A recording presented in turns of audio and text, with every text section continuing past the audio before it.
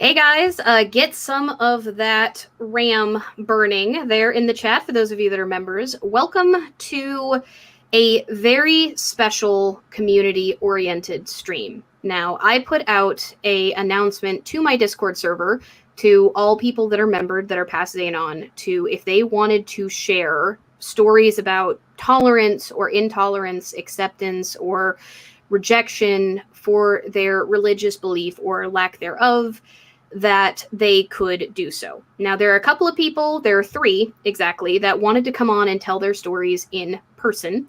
And all of those people are going to be receiving links sometime within the next 10 to 15 minutes or so after Beafeld and I kind of do the introduction for the stream. I am going to warn you all, tonight my mods are on high alert. This is not the time to meme or make jokes that could be taken out of context. Folks in this community have decided to share very deep personal experiences and to be very vulnerable with this community for the benefit of all of you. So with that in mind, mods are on high alert and have been instructed to be harsher than usual with that sort of thing, because we don't want anybody getting hurt. People were kind enough to share their stories. The people that are going to be coming on live are there for you as much as for themselves. So please, of all of the times to goof off and be ridiculous, this is not the time, especially because this is a very sensitive topic and there's a high risk of YouTube being an asshole because we're going to be talking about some heavy stuff. With that in mind, also, trigger warning. We are going to be talking about some heavy things. This includes what could be very easily considered emotional abuse. If this is triggering to you, I'm not going to have the time before I read all of the stories, because some of the stories are not people coming on themselves. They wrote something up for me to read. I'm not going to have a time to trigger warning every single one of them. I have read all of the stories that I'm going to be reading out, but I'm not always going to remember whose story has something that needs a trigger warning. So if you have problems with emotional abuse, if you have issues with, say, CPS, and you've had problems with that, that is something that is going to come up. These are things that will happen. This is the one and only trigger warning that I am going to give.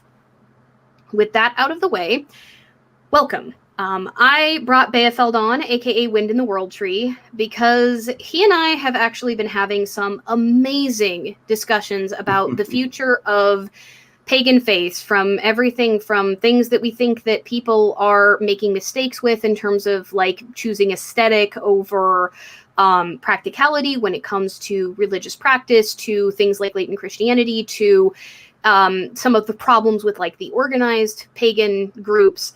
And so something like this, where we're talking about, with the community, having this open, wide discussion about the future of both paganism and atheism, because I open this up to atheists as well. We have stories from several atheist community members of like acceptance for alternative religious beliefs. Who better to bring on than my dear friend who I've been literally having this conversation with for weeks. So welcome, Beafeld. Feel free to introduce yourself. Talk a little bit about what we've been talking about, because this is a really cool topic, and I'm really, really excited that the community decided to come through for us. Well, thank you for having me on. But we do have these conversations a lot. We end up talking about deep pagan stuff just about every time that we well, that and canning, but but a lot of deep pagan stuff.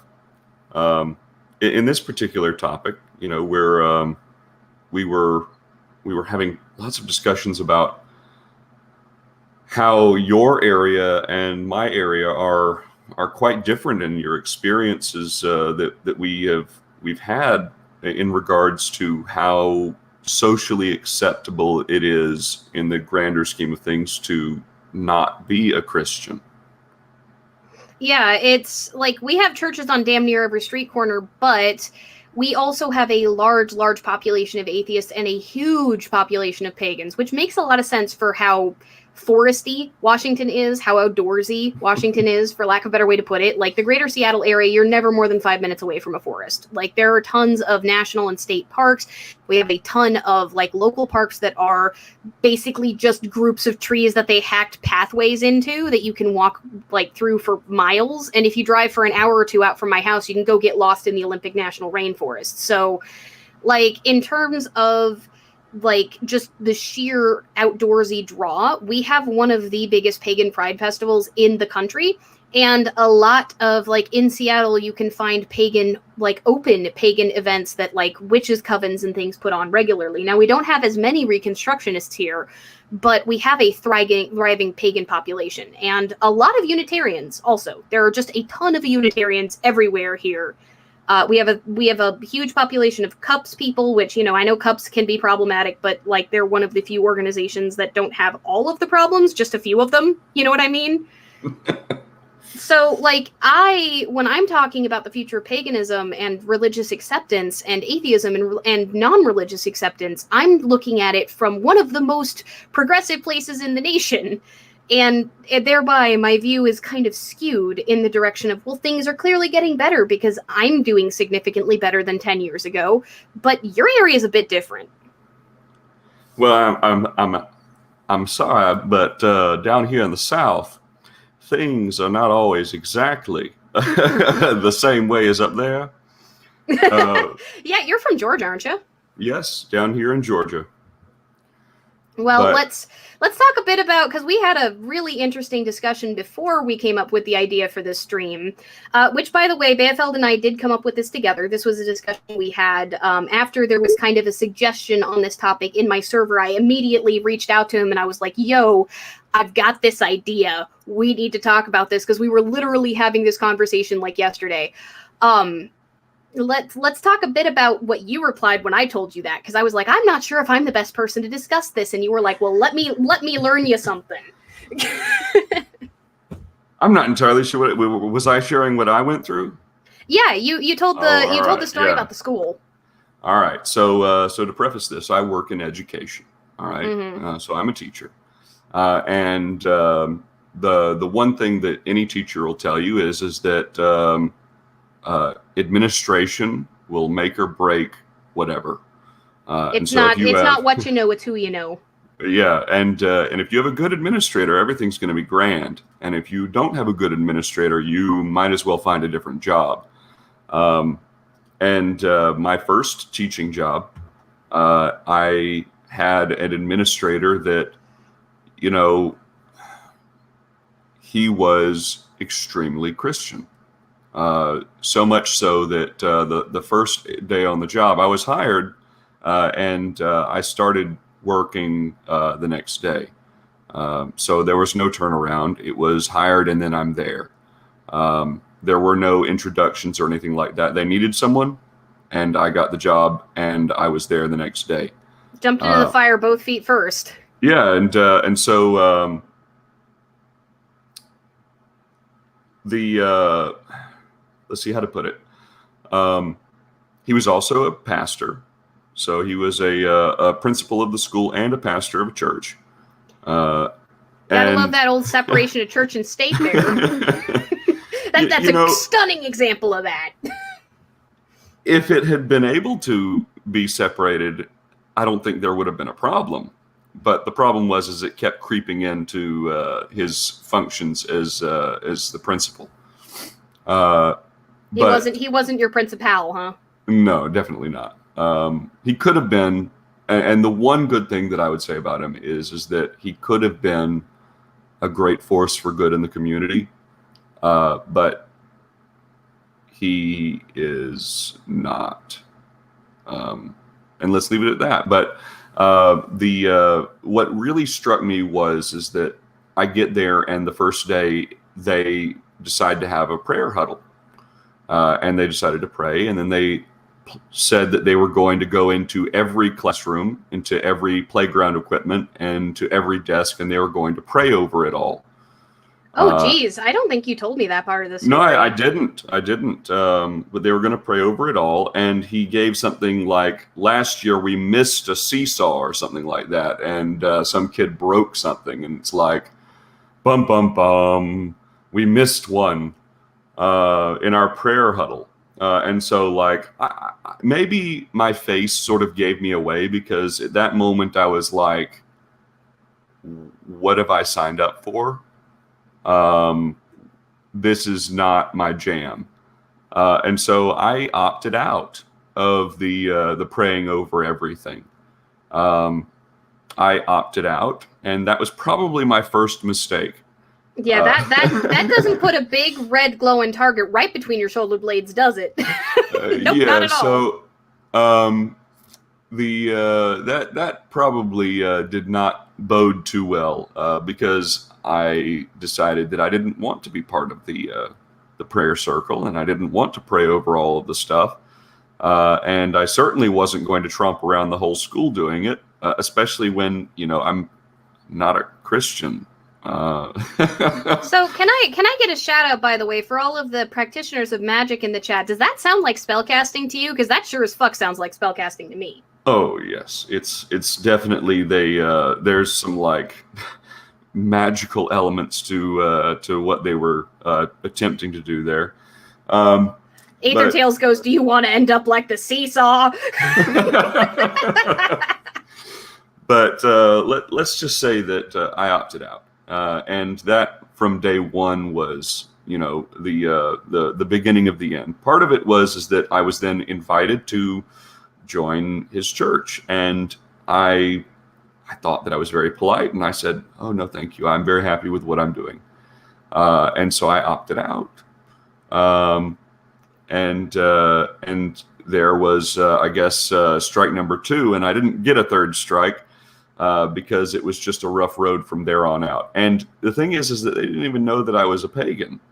I just wasn't Christian enough. You weren't their Christian. Yeah, I wasn't their Christian. I wasn't their Christian, or I wasn't Christian enough, or whatever. But they had no clue that I was a pagan. And I can't even imagine how much worse it would have been if I had been open in any way, shape, or form. It would have just been absolutely horrendous. And,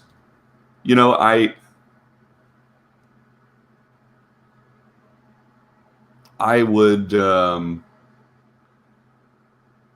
While you catch your thoughts really quick, Ikeda actually sent a $10 super chat right when we were getting into your story, and I wanted to let you finish.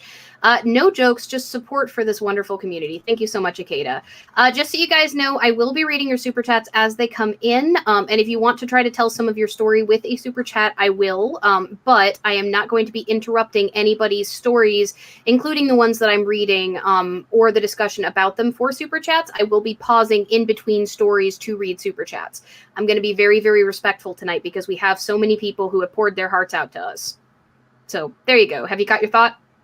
Yeah. Well, I mean, I kept a catalog of all of the things that went wrong in this particular school, but I was not able to do anything with them. I have on tape where they invited ministers into the school to proselytize to the children during the school sort of like get-togethers. Got it on tape and everything, but what am I going to do with it? I have a child that came to me and told me that the principal told her that she was going to go to hell because she was gay. And this was on school property during school time when he told that to her. You're going to go to hell because you're gay. And, it's like... That's so incredibly screwed up. Like, to hear that from a person of authority, that had to have been devastating. Yeah, it was. It was. And it's also devastating to be impotent in that situation, to not be able to do anything. And thank goodness I'm no longer there. I am at a completely different place. And I'm working with new people entirely. And I'm at a place where I'm valued, and there are no strange, weird, pray over everything circles. And there are no, you're going to hell because you're gay. And there's no bringing in church groups to proselytize to the children. And you know what? Administration can make or break a place. So I wanted to share this with you from the chat really quick. I'm actually about to cry right now. I've lurked around many pagan channels, including this one, but I've never heard a pagan who sounded like me, from a lone queer pagan teen in rural North Carolina. Thank you so much for all of this. You're very welcome, Emma Swag. Part of the reason we decided to structure this stream this way is because we felt that people from all walks of life, and as you guys will notice later on, even some international folks, everybody deserves a voice in this discussion. If we're going to be talking about the future of religious acceptance, it shouldn't just be the two of us or a group of creators. It should be a community-wide conversation. This is something where everybody should be able to share their experiences, and we both agreed on that. Yeah. So $10 super chat from Darim Almgren. Almgren? Let me know if I mispronounced your last name. My grandfather passed away today, and I've been dealing with a lot. Having your channels has really helped. I'm glad I found this community last week, so I have it now. Thank you so much. You're welcome, and sorry for your loss. I don't know what particular path that you walk or if you're an atheist, but I hope that he is resting peacefully. Absolutely. So on my end, I have dealt with religious discrimination, but this makes me feel freaking old. Most of it was in my 20s, like in my early 20s, like when I was in college. Like, now I'm, the big 3-0, so that feels like ages ago, right? Like it was a freaking decade ago. But my biggest story has to do with an employer, though I do have another one that I'll be talking about later when we get into the CPS stuff. My biggest personal story, there's two of them. The first was, as many of you know, my older sisters, because I grew up in such an abusive household, my older sisters tried to get custody of me. And when they did this, they're 16 years older than me. So like they were in their 20s, had their own household and stuff when I was a teenager. When I went to go stay with one of them, she was married to the fundiest fundy that ever did fundy, like young earth creationist, completely just out there wacko. And like I love him to death as a person, but the moment you get onto religion, he's ready for a fist fight, right? And he spent the entire time that I was like staying there trying to reconvert me to Christianity, because at the time I was a Wiccan. This is before I went through my angry agnostic phase prior to coming to Hellenism. So I was trying to build a relationship with the gods that way. Didn't really work for me. I tried for years, went into an angry agnostic phase, decided all of it was not for me. But joke's on him that he thought it was a phase, because now this is literally my career. So kind of seems like the polar opposite, huh? Just different gods than I was worshiping back then. So as far as that goes, that's the first story. Was he spent damn near all night, almost every night when I was staying with her, trying to deconvert me and force me to go to church and all these other things and convince me that I was wrong. He was like, well, Wicca was invented in the 1980s. And it's like, well, the tradition doesn't matter. The gods are older than that. And like, he attacked me relentlessly. So that was that one. The other one was I actually worked a job, a deli job, and I had a highly Christian boss who knew that I was a pagan because I used to wear a pentagram all the time. And they knew what that was. They tried to get me to remove my pentagram because it was jewelry, but there were several other people that were allowed to wear their crosses because they were protective and it was a religious thing. So I actually had to go through the union to prove that either all of us had to get rid of our necklaces or not just I did. Like either we all got to wear them or nobody did, including her. She wore one too.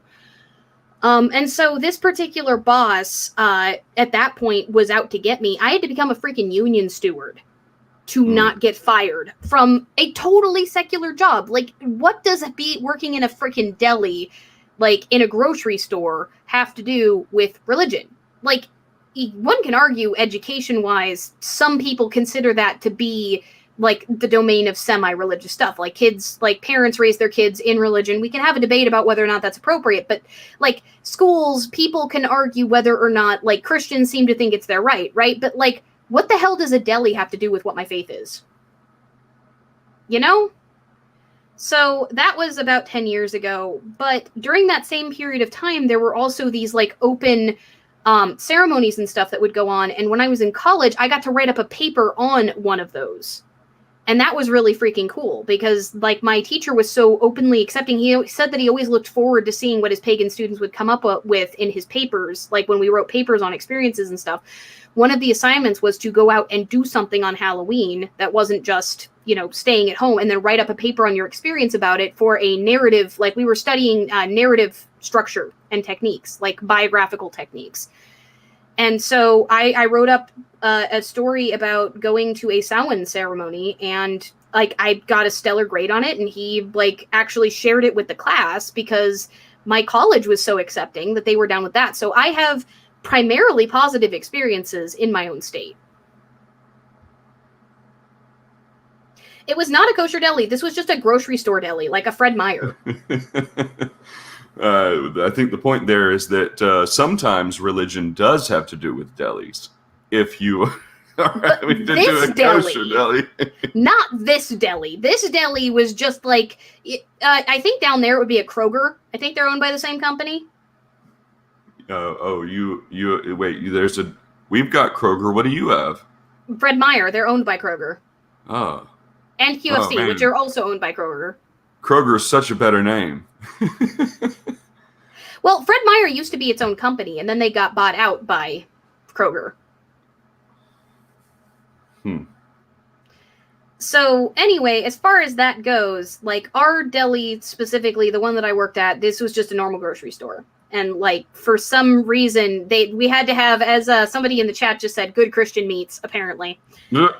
You don't want people beating the meat behind the counter. Nope, sorry, didn't. This is a reminder that this channel is not for children. Anyway, so first person that we have on, because there were 3 people who wanted to come on to tell their stories personally. This person goes by Enea in our Discord server. They also go by Orcus Noir. They go by they, them pronouns. They wanted to come on and talk a little bit about their experiences. So I'm going to have a timer running for about 5 minutes so that everybody gets a fair shot. And we will have them talk for 5 minutes or less about their experiences. And then all 3 of us will discuss what we think this sort of means for the future of acceptance and paganism. Hey, welcome. 1, 2, is everything work? Yep, we can hear you. Oh, hooray. So I decided for some reason to come up to my mom as a pagan for some reason. I didn't say I was a Hellenist. I just said generally pagan. The first thing she did was, now picture yourself in my shoes here. You're sitting on a couch and she's across from you. First thing she says, oh, I used to be a pagan too. Okay, let's quiz you. What gods did you worship or what did you practice? No response, like ignored the question and then immediately starts going into how wonderful Jesus is and how great Christianity, the Christian spiritualism and how loving it is. As if she forgot that I literally went to church with her several times. Yeah, I know. I've had that experience with Christians where it's like the second that they find out that you're not a Christian, it's like they have to start preaching to you. And it's like, you act as though I didn't go to church with you for like years. You act as though I've never heard the good news. Like, is it possible? Like, can it pass through your brain that it's possible that like I know these things, like I know the stories, and just don't engage in reciprocity with that God? Like, is that possible? For us, it's perfectly acceptable to believe that. It gets even weirder. So that was whatever. Fine, big argument. She then gets a owl necklace because she finds out I like Athena, and says, "Oh, can I join your owl cult?" Ooh. Another fight. I actually have the owl on my secret altar, by the way, so I took that back. So then it comes out that I can't pray because she gets weirded out by it, but she's allowed. Her entire room is full of Christian stuff. There's a statue of Saint Michael, the Archangel. Jesus is on the wall twice, a few crosses, tons of Bibles. Incredibly racist Christian magazines called the Philadelphia Trumpet, which this one is literally about the Mars landing and equates Mars being dead to demons, so Doom is Christian. Not a joke. So, okay, now I'll pray. Can I get an F from the chat, please? We need to pay respects for the crazy. Oh, it's even better. When I was a kid, when my dad was still here, I was reading Percy Jackson, and I'm going to my grandma's house. He looks at me, he's like, "You know that stuff is fake, right?" I don't understand my family. So I'm not allowed to pray. I'm not allowed to have an altar because it's demonic. And every time I try to talk to her for consent about prayer. Like the most basic of things. Like if you believe this affects somebody and they don't want it to happen to you, why do you do it? This woman's brain's 404'd. I swear, like it was an old Windows desktop. She couldn't process. It was like, what? But it's all good things. I'm like, what if they don't want those good things?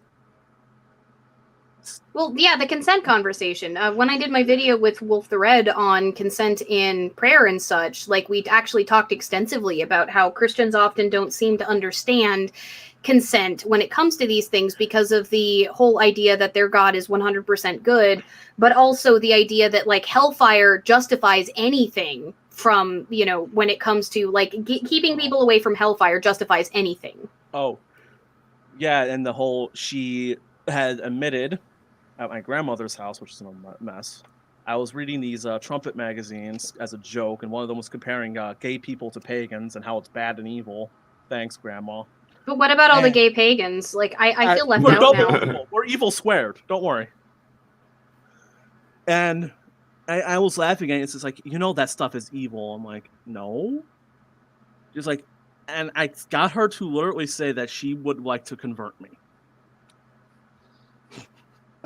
I stopped leaving out votive offerings for a while because I'm like, okay, I do not want her thinking of anything I'm doing, anything suspicious, because she's an eavesdropper, and this is the only time I can come out and talk because she's literally not in the house for like a few days. So, jeez. So, yeah. Needless to say, you probably don't feel very comfortable. Like, you're probably kind of halfway in the broom closet at this point again. I am in the broom closet. The only things I have of my faith is because I have a whole bunch of Percy Jackson books, and no one would ever guess that it's an altar. You see a bunch of statues of Greek gods next to books about Greek myth, you're gonna think it's a decoration. So anyone in the broom closet, feel free to take that advice. So, what have your experiences been like with folks outside of your parents? Like, have you found acceptance with? It's weird. I wear a Athena coin. One side's Athena, one side's an owl, and I have a bigger owl on right now, and I get weird looks. I live by a very big Catholic church. Like, every time it has like a session, the roads are backed up. Like, it's big. I'm in a very conservative area. Can I get another F from the chat? I'm in Ohio, people, so not exactly the beacon of acceptance. And I go to Giant Eagle. I'm trying to buy food, and it's just like these old people just look at me like I'm like some harlot. Oh no, the devil worshiper and the crime of wearing an owl. And the weird thing is, at that Giant Eagle, I swear there's two witches working there, because there's one girl with like a bunch of pagan jewelry on, and I don't want to ask, but we've kind of made neuron activation, mental eye contact, and we know you are getting a lot of sympathy from the live chat, by the way. I can see that. People understand the pain. So, do you want to, I guess, transition, because we're getting to the tail end of your time, do you want to transition to talking a little bit about how you feel about, like, acceptance and where things are headed? Like, do you think that, because your particular area obviously is very different than mine and Bayefeld's from what it sounds like, where do you think things are headed in terms of the acceptance for alternative religions and lack of religion? It depends on the area, because some areas are, like, there's, like, I can go 20 minutes down the street. Oh, no. The puns are starting.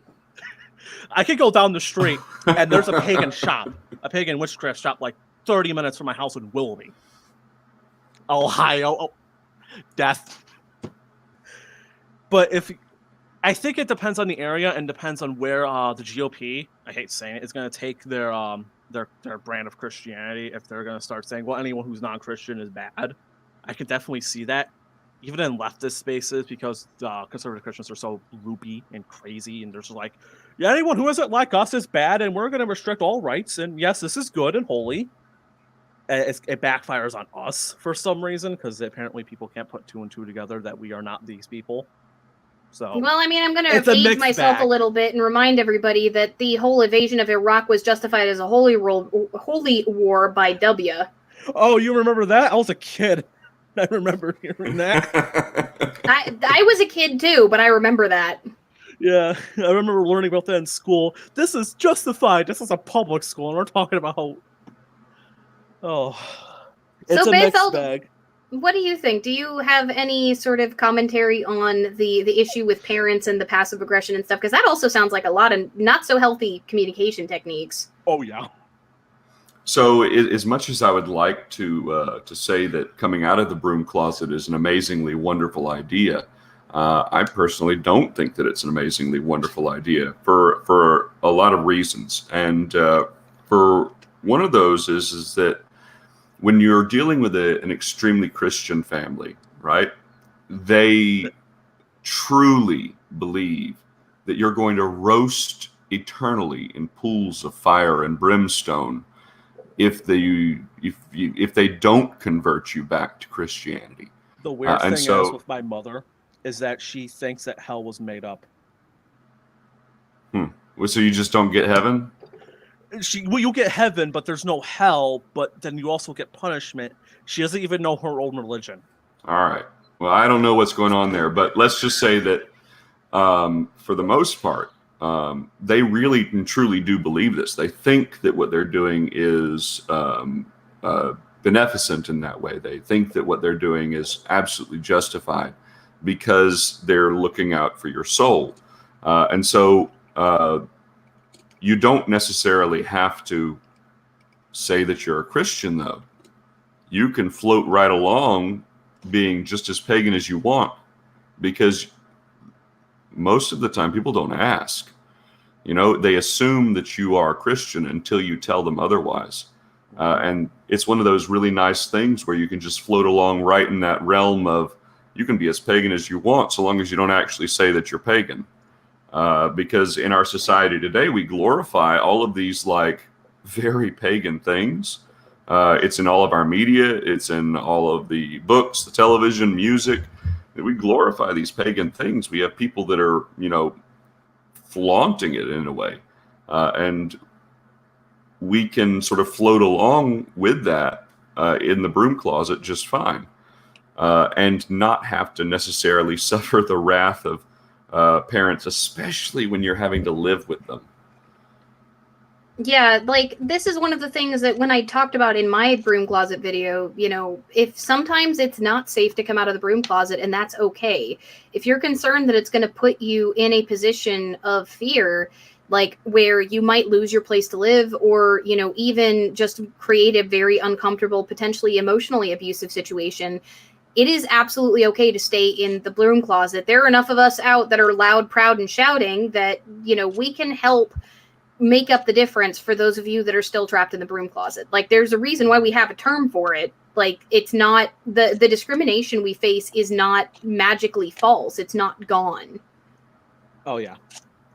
And before I go, I want to leave you all with a funny thing of lighten mood. How come Harry Potter got shit on for being witchcraft, but Percy Jackson, a literal pagan by the book standards, did not? Somehow that went under the radar. How much magic does he do in this, though? Every book. A lot, actually. But Percy Jackson himself does. Percy Jackson himself does a lot of magic, and so do his sidekicks. He has powers for being the son of one of the big three. Yeah, but he's not incanting. There's a difference there for Christian mind. You're saying Wingardium Leviosa, and it's gasp. Yeah, but if you're born with the powers, giving them sacrifices.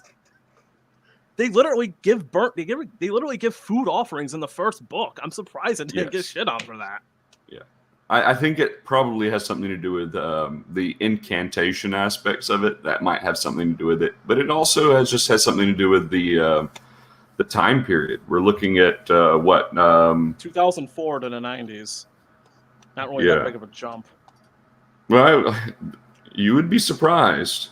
There were still people who in the 90s who, we got to remember, the Satanic Panic was not that long before. I remember the Satanic Panic because I was a kid and people were still raving on how bad Harry Potter was. I'm just surprised that Percy Jackson, Magnus Chase, and the Egyptian series, the Kane Chronicles, didn't get shit on for it. The Kane Chronicles, they literally are wizards. They aren't demigods or anything. They're just mortal people. Yeah. Well, there's things that have changed a little bit since then. The Satanic Panic has died down a little bit. I mean, it revs up every now and again, but yeah. I'm also terrified that it's going to kick back up again because we're on that. I mean, if he ain't quitting in his ilk, and the other particularly nasty, like O9A and all that. If you don't know what those are, don't fucking Google it. It's not worth it. But like, if they have anything to do with it and the shit that keeps coming out about them, like the rest of us are going to suffer for that. Like I talked about that in my latest video on co-editing. Yeah. But all right, well, thank you for having me on. You are all wonderful people. Yeah, and I just sent the link out to the next person. Carbuckle, if you're in the chat, I sent out a link to you. If it takes a minute, then we've got a few stories that we can read while we wait. Mm-hmm. I will bow out. All right, thank you so much for coming on, Orcus. No problem. Anytime, literally. If you need a host, I'm here. All right. Have a good one. Leave. So, yeah, the satanic panic point is a big one, actually. Yeah, we could talk basically the entire time on that one because... I have nothing against Satanism existing. Like, spiritual Satanism even, like, and left-hand path stuff isn't always bad, but there are charlatans that make all the rest of us look bad within there because they can't tell the difference between them and us. Well, I mean, and it's part of the reason why everybody has to speak out when we see shit like that, because they can't tell the difference between an occultist and a recon. Like, that matters to us, but not to them. The irony, though, is that most of the satanic panic that we're aware of and experienced had nothing to do with Satanism. It just had to do with, like, Dungeons and Dragons and just everyday sorts of, like, the rise of Wicca and magic being present in books and things like that. And so also false memory recall and regression from bad psychology. Yeah, that too. All right, so the next person that we've got coming on goes by he, him pronouns, goes by Carol, but also Carbuckle. They wanted to come on to discuss a couple of different things. From what I recall, both a positive and a negative story. So welcome, everybody, Carbuckle. Test for your audio? Can you hear me? Yep, we can hear you. Welcome. Okay, great. You've been a long-time member of the server. I'm really excited to have you on. I think I've been on since the very beginning of the server. Yeah, you're one of the OG members, like before I actually even had a channel, because that server started a month before I had a channel. Yeah, I came over from Ocean server, so I was welcome. just trying to make as many pagan places as I could. Awesome. So you said that you had, if I recall correctly, you said that you had one positive and one negative story that you wanted to talk about. Well, I had a story that was positive and negative in kind of ways. I have had a lot of good. I can talk. Hey, it can be a lot being on for the first time.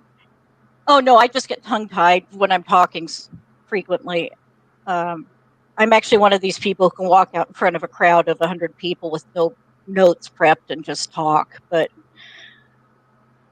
so let's talk a little bit. Are you comfortable sharing, like, where are you from? Like Midwest, the South, the Northwest? Sure. I'm actually from the Northwest originally. I was born and raised in Oregon. And hey, sweet, PNW represent. Yep. I consider myself to be from Eugene, although I grew up in a town just northeast by 30 minutes of Salem, Oregon. But I've lived everywhere. My dad was in the Navy, so we lived in Rhode Island. We lived in Virginia Beach, Virginia. We lived in Kirkland, Washington. No, Kirkland. Yeah, and that's, then unless you lived on the outskirts, that's a little bit of money up there. It wasn't in the 70s when we lived there. Ah, that's fair. Yeah, it's like the tech center along with Bellevue now.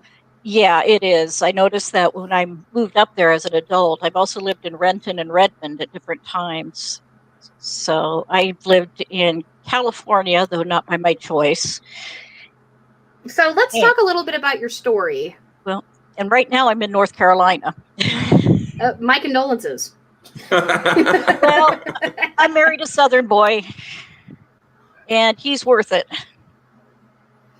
Yeah, we've all done things for love. A lot of the horror stories I noticed in the chat actually came out of North Carolina. Apparently there's some issues over there. There are some issues over here. I'm lucky. I keep a low profile in person, but I'm not in the broom closet by any way stretch. My heart sister is also heathen. I am a heathen. I'm an Anglo-Saxon heathen. She's a Norse heathen, but we do get together Mm-hmm. for rituals and things. Mm-hmm. My husband is non-religious, and her husband is Catholic, which I had been raised as, but he's not a practicing Catholic. Okay, so what was the story that you wanted to share? Because we've got about 3 or 4 minutes left on your timer. Okay, well, the story I wanted to share was in the early 90s, straight out of college, I got hired in what was at the time my dream job. I was hired to work at our local New Age bookstore that also carried occult and Wiccan and Buddhist and, all of that alternative materials. And the job was fantastic. I loved it. And I was working with just about everybody else was also Wiccan. I was Wiccan at the time. Everybody else who worked there was also Wiccan, which was just amazing. But one day, the story is that on just an average day, I had a gentleman who came into the store and came up to the counter to me and said, "Do you have any Satanist books?" That must have been a little bit of a tense moment. Yes, it was. My heart skipped beating. I was nervous. My palms were sweating. I don't know why this was I do know why this was such a huge reaction to me. It was latent Christianity. Well, I mean, and it also could very well have been a trap, right? Like Christians will go in and then like start yelling at you versus somebody who's actually looking for that information. You don't know why they're looking for it. Right. Exactly. I've never experienced Christians coming in and yelling at me, but we would have Christian material left on our counter, sometimes in other parts of the store. But, we were been taught that no matter what the request was, we could not react negatively to it. Because we also sold things like the Palladians are coming in and they're, entering human bodies to, it's bad when the old/metaphysical bookstore has a section that they call woo woo. Yeah. I did. Hey, if it makes money, y'all have to stay alive somehow. Exactly. And I told him flat out that we didn't have any books except books on ritual abuse via Satanism. Of course, this was the 90s, in the middle of that whole satanic panic, the whole false memory, etc. So there were many books on ritual abuse at the time that were later disproved, but for all we knew it, that we didn't know that at the time. And I took him over and I said, "Oh, well, we do carry the Anton LaVey Satanist Bible." And I said, that's all we have. I'm sorry, I can have things special ordered for you. So, I did my whole job. And I came up and said, I'm sorry, we don't have anything that what you're looking for, but we just don't carry Satanist material. And he left. I know he noticed how uncomfortable I was. Since then, I have learned a lot more about what Satanism is. And what different kinds of Satanism are, right? Because Satanism, much like paganism, is kind of an umbrella term. Right. And I've talked to now several people who are Satanists. Some of them are LaVeyan Satanists. Some of them are other kinds. Yeah, we've got a couple of demonologers in our server, too. Yeah. And today, if I was in that same situation, I wouldn't even bat an eye. I would just say, we don't carry much, but we'll happy to special order it, so yada, yada. But I think the thing about it is that the reason I wanted to come on today and share the story was that I was Wiccan at the time. And for many years, I didn't understand what my reaction to him was until Ocean started talking about latent Christianity. And I was like, that's it. That was the problem. And the thing about the stories that I really wanted to tell it was the fact that we also need to be tolerant of other people's beliefs. Most of the stories we hear are about horrible things that happen to us because of lack of tolerance. But we also have to remember that we need to be tolerant too. Yeah. That was really that's really all I wanted to say. Well, thank you so much. Do you have any commentary, Beafeld, on that? It is something that we need to examine too. Our own role in making sure that we are tolerant of other people. We can't necessarily complain about the intolerance that we face if we then go and then foist it on someone else. And so it is important that we do that. And latent Christianity is something that we all that those of us we're living in what amounts to a Christian society. Whether or not you grew up in a Christian household, you're steeped in it. It's very difficult to get away from it, and so we do tend to live in this society and have aspects of latent Christianity that we need to examine. Well, and beyond that, I've actually done 2 videos on this. One of them was a live stream that I did back when Jen and I were still working together, called Tolerance is Not Enough, talking about tolerance versus acceptance. And the other one was Are You Orthodoxic? Talking about pagan orthodoxy. Because there are folks, for example, that reconstruct the ancient Sumerian or Canaanite pantheons that use the names that Christians have called demons as and represent them as gods, because those so-called demons are also gods from another pantheon. And whether we're talking about 2 different entities or one religion claiming another religion's god is actually a different classification of entity altogether, that person's experience with those entities is still valid, even if somebody else might not agree with it. So it's important to make sure that we understand that, even if we might not be, as Beafeld would put it, co-religious with that person, even if I'm not necessarily okay with certain entities being prayed to on my behalf, that doesn't mean that I'm going to look down on that person for praying to them in the first place. Right.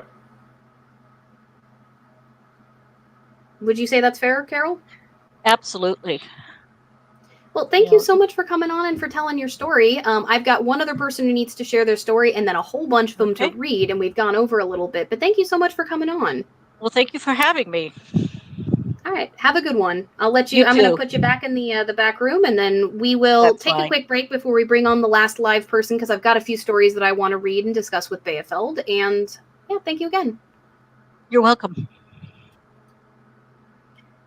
Yeah, fear of the satanic panic and ostracization of folks. Now, granted, I'm going to state something that's a little bit controversial. There are a lot of folks in the occult community that are assholes. Like, they're just are. There's a major problem with that. The occult community also has a lot of charlatans that are trying to peddle a lot of BS.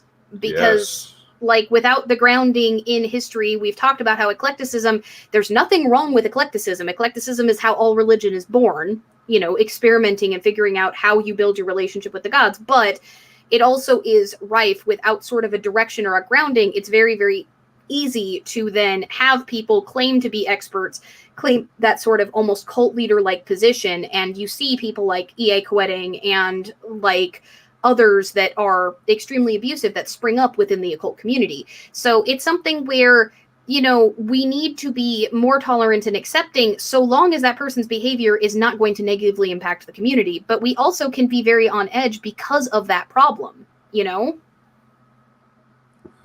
Yeah. We do have charlatans. We do have cults in paganism. Like the Wisdom of Odin's a good example of that. Like, we all spoke out against him.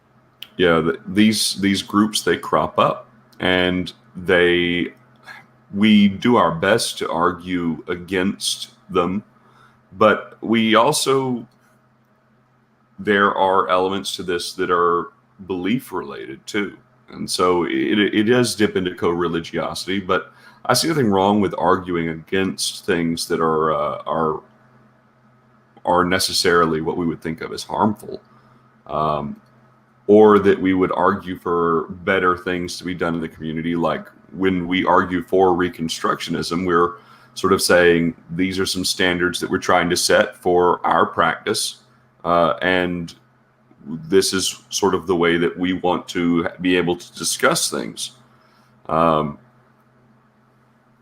And it can then be a baseline that helps sort of like grease the wheels of conversation a little bit. Sort of like when we do UPG, like this is my UPG, so that we can label it rather than listing it as fact. Mm-hmm. It can be fact for you, but that doesn't mean that it's going to be fact for everybody else. Absolutely. And classifying those things appropriately is very important.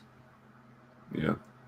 So I have, before I bring on our last live share, I wanted to read a couple of stories that people had submitted. So this one comes from Cottagecore Corey, who is an agnostic with Jewish heritage, who submitted this. It's fairly short, but it says, so I'm in the broom closet with my pagan aspects as well as my sexuality and gender. My marriage gives me a huge passing privileges, but being Jewish, or at least not Christian, is well known. I should also add that I'm in rural Kentucky. My condolences. If I was in a city, some of this would be less of an issue. Most of the other Jews live in one of two places for reasons. One, I cannot get a job in my town. All the jobs require Christian belief and practice as part of hiring. Two, when I took my kids out of school to go to service for Yom Kippur a couple years ago, the schools would not excuse their absence. My oldest was denied makeup tests. When I eventually got the absence mark as excused, my oldest was never allowed to retake the test, and he missed and went from an A in those classes to a C. In the cities, the schools are not as crap about other religious holidays, but where I am, as the only minority religion in the district, they're awful. 3, threats of violence against my life are normal. I never know when I go for a walk what truck will yell threats to purge the land of expletives like me. My town also has about 60% of the population happy to admit that they are part of the KKK. 4, my partner could be fired from his job, our sole source of income, if I hung a pride flag out at our house. He's Episcopal and has raised eyebrows about if he's a real Christian, and it's a source of stress for any kind of job cuts. So yeah, in the South, unfortunately, this sort of story is all too common from what I've been hearing. Especially if you go more rural. The more rural you go, the more likely things like that are going to happen. Now, it's not everywhere. I live in a rural place, and there certainly aren't any Klansmen around, or at least not very many, I'm sure. And if there were, then they'd be run out by everybody else the second that they started showing their faces. But in other places, it's more entrenched. And you get into some of the really deep back places in, like, say, Mississippi or Kentucky, or way back in places like that are very rural, and usually it ends up being part and parcel of poverty as well. So rural and poor, and overwhelmingly white. You get into places that are more diverse, and there's a lot less issues. In my town, there's an even split in our. I guess our town is sort of 30% white, 30% black, 30% Hispanic. Mm-hmm. And so we are a fairly diverse place, all things considered. But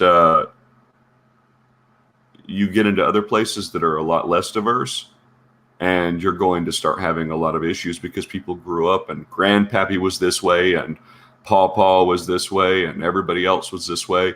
And there had been no one else there to challenge that.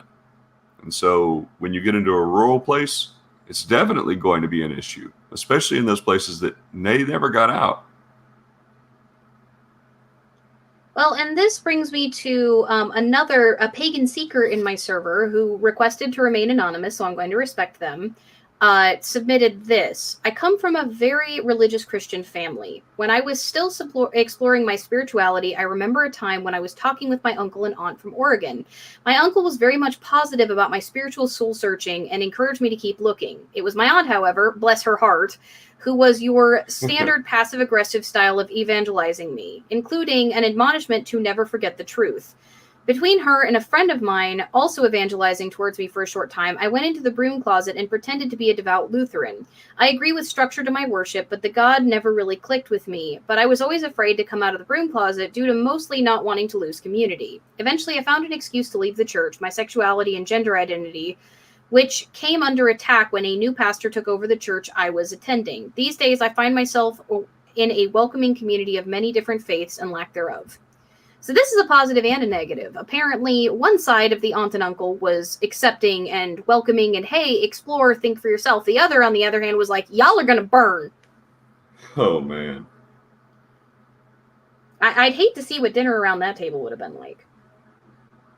Yeah, that's something else. I mean, it's all too common, though, that one of these things that we sort of just have to sort of come to terms with is that when a person has those opinions, and we know for us they're incorrect, but for them, they believe in their heart of hearts that they're doing the right thing because they don't want you to burn and go to hell. And so it hurts. It absolutely hurts. It hurts when we have to experience these things, when we have these experiences, when there are people in our lives that are this way. And I wish that there were some sort of like easy button to mash to make them more accepting. But there is a fundamental disconnect between their religion and ours. And a lot of it just is never going to click for them. And when you have someone like that, a lot of times the best thing to do is not to tell them, because you'll end up hurting them, because then they'll spend every ounce of their energy trying to convert you. And then they'll end up hurting you in the process, because you don't want that.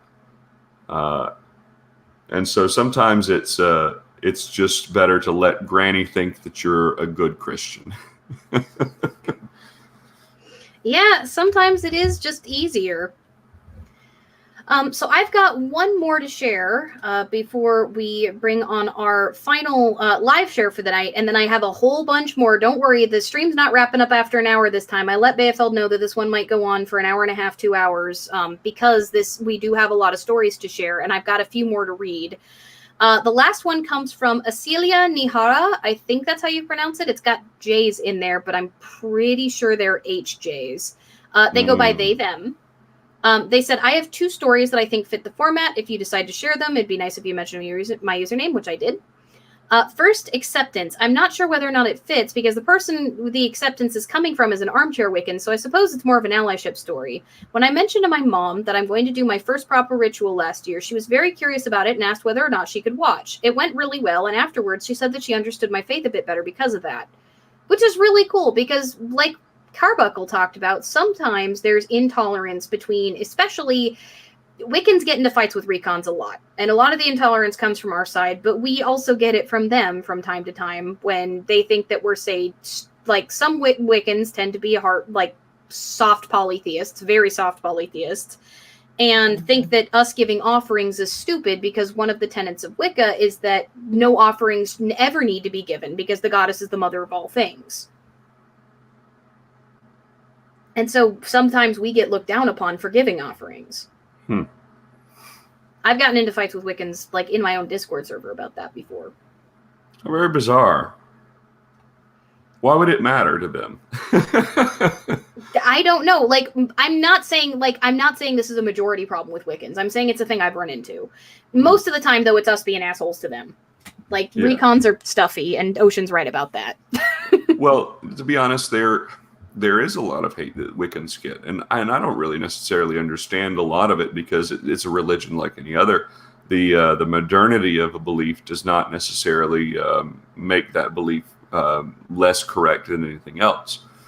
And so I'm never going to necessarily crap on a Wiccan because of their beliefs. What I will do is I'm going to stand up for polytheism when someone starts to misappropriate these polytheistic deities. Now, you just have one god and one goddess, that's fine. But when you start labeling them as all of these other gods and goddesses, and then you start passing that off as like some sort of truth, that's when I start getting a little bit more of a problem. Yeah, that's most of when I've gotten into arguments with Wiccans. Most of the time, if I get into a fight with a Wiccan, it's for one of two reasons. One, they're mocking hard polytheism, which is one of the reasons I'll get into fights with atheopagans too. The other is woo. Wiccans tend to be a bit prone to it. That's not any fault of theirs. Eclectics in general have a tendency to be a little more prone to it. Not in any insult to Wiccans or eclectics. There is just, it's a lot easier to promote that sort of stuff as historical, like to try to give it some kind of credibility in those spaces because of the lack of a historical grounding. That is not an insult to the Wiccan religion at all. It just means that if you are a Wiccan or an eclectic, you need to be very careful about your sourcing for certain things, because sometimes people just outright make things up. Like Silver Ravenwolf is a stunning example of that. She took Dutch powwow and claimed that it had always been Wiccan when Wicca like originates back to the 1980s, and Dutch powwow goes far, far further back than that, or not 1980s, like the early 1900s. And Wicca goes far, far further, or not Wicca, Dutch powwow goes far further back than that. And she claimed that, like, they took the goddess out because they are, like, an like, misogynist conspiracy theory. You get a lot of that in Wiccan circles. So you have to be a little bit careful about your sourcing. Now, I'm starting to see the Wiccan and occult communities policing themselves a lot better nowadays, which is amazing, and I'm really happy to see that. You know, it's hard to come to terms sometimes with you were sold a lie. And we have to sort of like come to terms with that in heathenry and other sorts of paganism stuff. We are often sold lies, and we swallow them hook, line, and sinker. And we are sold lies about the origins of things. And in some cases, if we were to look at Wicca, yes, there was a whole bunch of lies that were told about the origin and the antiquity of that particular religion. And we've had the same sorts of issues done in heathenry. I mean, how many times have we come across someone who says in a pagan group that they're from an unbroken pagan tradition? Like, I've come across that. Yeah, I've come across that way too often. And it's like, no. You get it a lot with folkists and Hellenism. Like, my grandpappy worshipped the Tewe in a house on a hill somewhere and continued to do so. It's like, well, maybe he did, but like that doesn't mean that your version of the religion is somehow more valid than mine. That's not the same thing as a societal continuation and living tradition, you know? So we have similar issues, and we sort of have to come to terms with the fact that we can shed that, and it doesn't diminish our own beliefs. They don't have to be old to be real. Yeah, absolutely. And that's one of the things that I constantly stress for eclectics, especially eclectics and Wiccans. Your stuff does not have to have a grounding in history to be valid. But if you claim that there is a grounding in history where there is not, you will get into arguments with people who know the history. So just don't bother with the false claims. And do your best before you make a claim based off of an author to do some research on whether or not that author actually knows what they're talking about. Oh my Use gosh. caution. Like, we don't have to do that too. I mean, how many times have we had to do that? You have a Nazi problem. Like, there's a lot of stuff in heathenry that originated from the Nazis, and you got to dig to find it. I've got a problem with a bunch of assumptions. Like the classicists, there's a lot of older classicists who made a lot of assumptions, and there's kind of a renaissance that's been going on in the classics since the 1990s to fix that. Yeah. So there's, before we bring on, because I believe it is Kea. I will make sure that I repronounce that properly, but I think it's Kia or Kea is going to be coming on to tell their story in just a moment. But we have a $20 super chat. Corey says, "Thank you. You two have helped me more than you know." You're welcome. And to anybody else that might feel that way, part of the purpose of my channel, when I say the words "we're stronger together," I mean that from my heart. You can ask Bayefeld. The two of us are so beyond focused on community, it's ridiculous. Like, community is the beating heart of any religion. Though you can practice solitary, there is something beautiful and special about doing that together. And so when we're discussing things like this, just even the feeling that you're not alone can make it that much easier to get through the hardships you're going through. Yeah, it's validating. You know, when you hear people that have gone through what you went through, or who have a similar experience, it's validating to know that there's others out there. All right, so with that, welcome, Kia. Can you hear us? Test, test. Test, test, test. Oh, we can hear you. Awesome. And Kie. Kie. It's close. Okay, it's A. It was, well, I read EH as so it was Kie, like. I'm Canadian. Yay. Oh. Oh, that explains it. That would have been like AY to me. Okay, I will keep that in mind. Are you actually a Canadian? Yes, born and raised. Oh, awesome. And your elections are today, too. Yeah. The world is I'm watching. trying not to think about it. So you had a story about, apparently you grew up in a really progressive family? Yeah. So, I don't know how much y'all know about Christianity in Canada. We have the evangelical problem, but I heard that it's either amazing or fucking horrible. Like, there isn't really anything in the middle up there. Yes. The largest church in the country is the United Church, which is the one that I grew up in. And then we have the evangelicals, which there's a lot of different types that we have up here. But like, as far as I know, it's something like 70% are united, which is nice. But like the one that I attended growing up with my family, literally in our Sunday school, we'd learn about like other religious beliefs like Hinduism, Buddhism, in particular. And then there was some sort of like bits about the ancient myths, but it was never treated as something that, you know, people actually believe these days. It was learning history. Mm-hmm. A lot of us tend to feel very alone when we first get called by the ancient gods because of that. Because, like, there's some of us will study history and feel this longing, like, I wish that there was still a temple I could go to, because that just seems so beautiful, you know? I honestly can imagine. It's, yeah, as someone who doesn't believe at all. Yeah, you have agnostic atheist as your tag. Yeah, so like ever since I was very little, I have no recollection of ever being in a place where I actively believed in the Christian God, but like I kept attending because you're a kid. What are you supposed to do? Just be like, no, I don't want to go. Yeah, you're going. Exactly. And then in like my teenage years, I got the sort of out in that I was able to attend youth group, and it gave me enough leeway that I was able to not go every Sunday, which I took youth group where we run around, play games, all sorts of stuff. And there would be like a couple minutes where we'd sit in a circle and they'd do a Bible verse, and then we'd go back to running around like teenagers. And like, I'm pretty sure that it was in that group that was one of the first times that I ever actively broached the subject with anyone. Mm-hmm. And like my youth group leaders were basically just like, just don't interrupt and we're good. They are, to this day, I've had one of them who's been a reference for a decade and a half now, and I'm still in contact with all of them. Mm-hmm.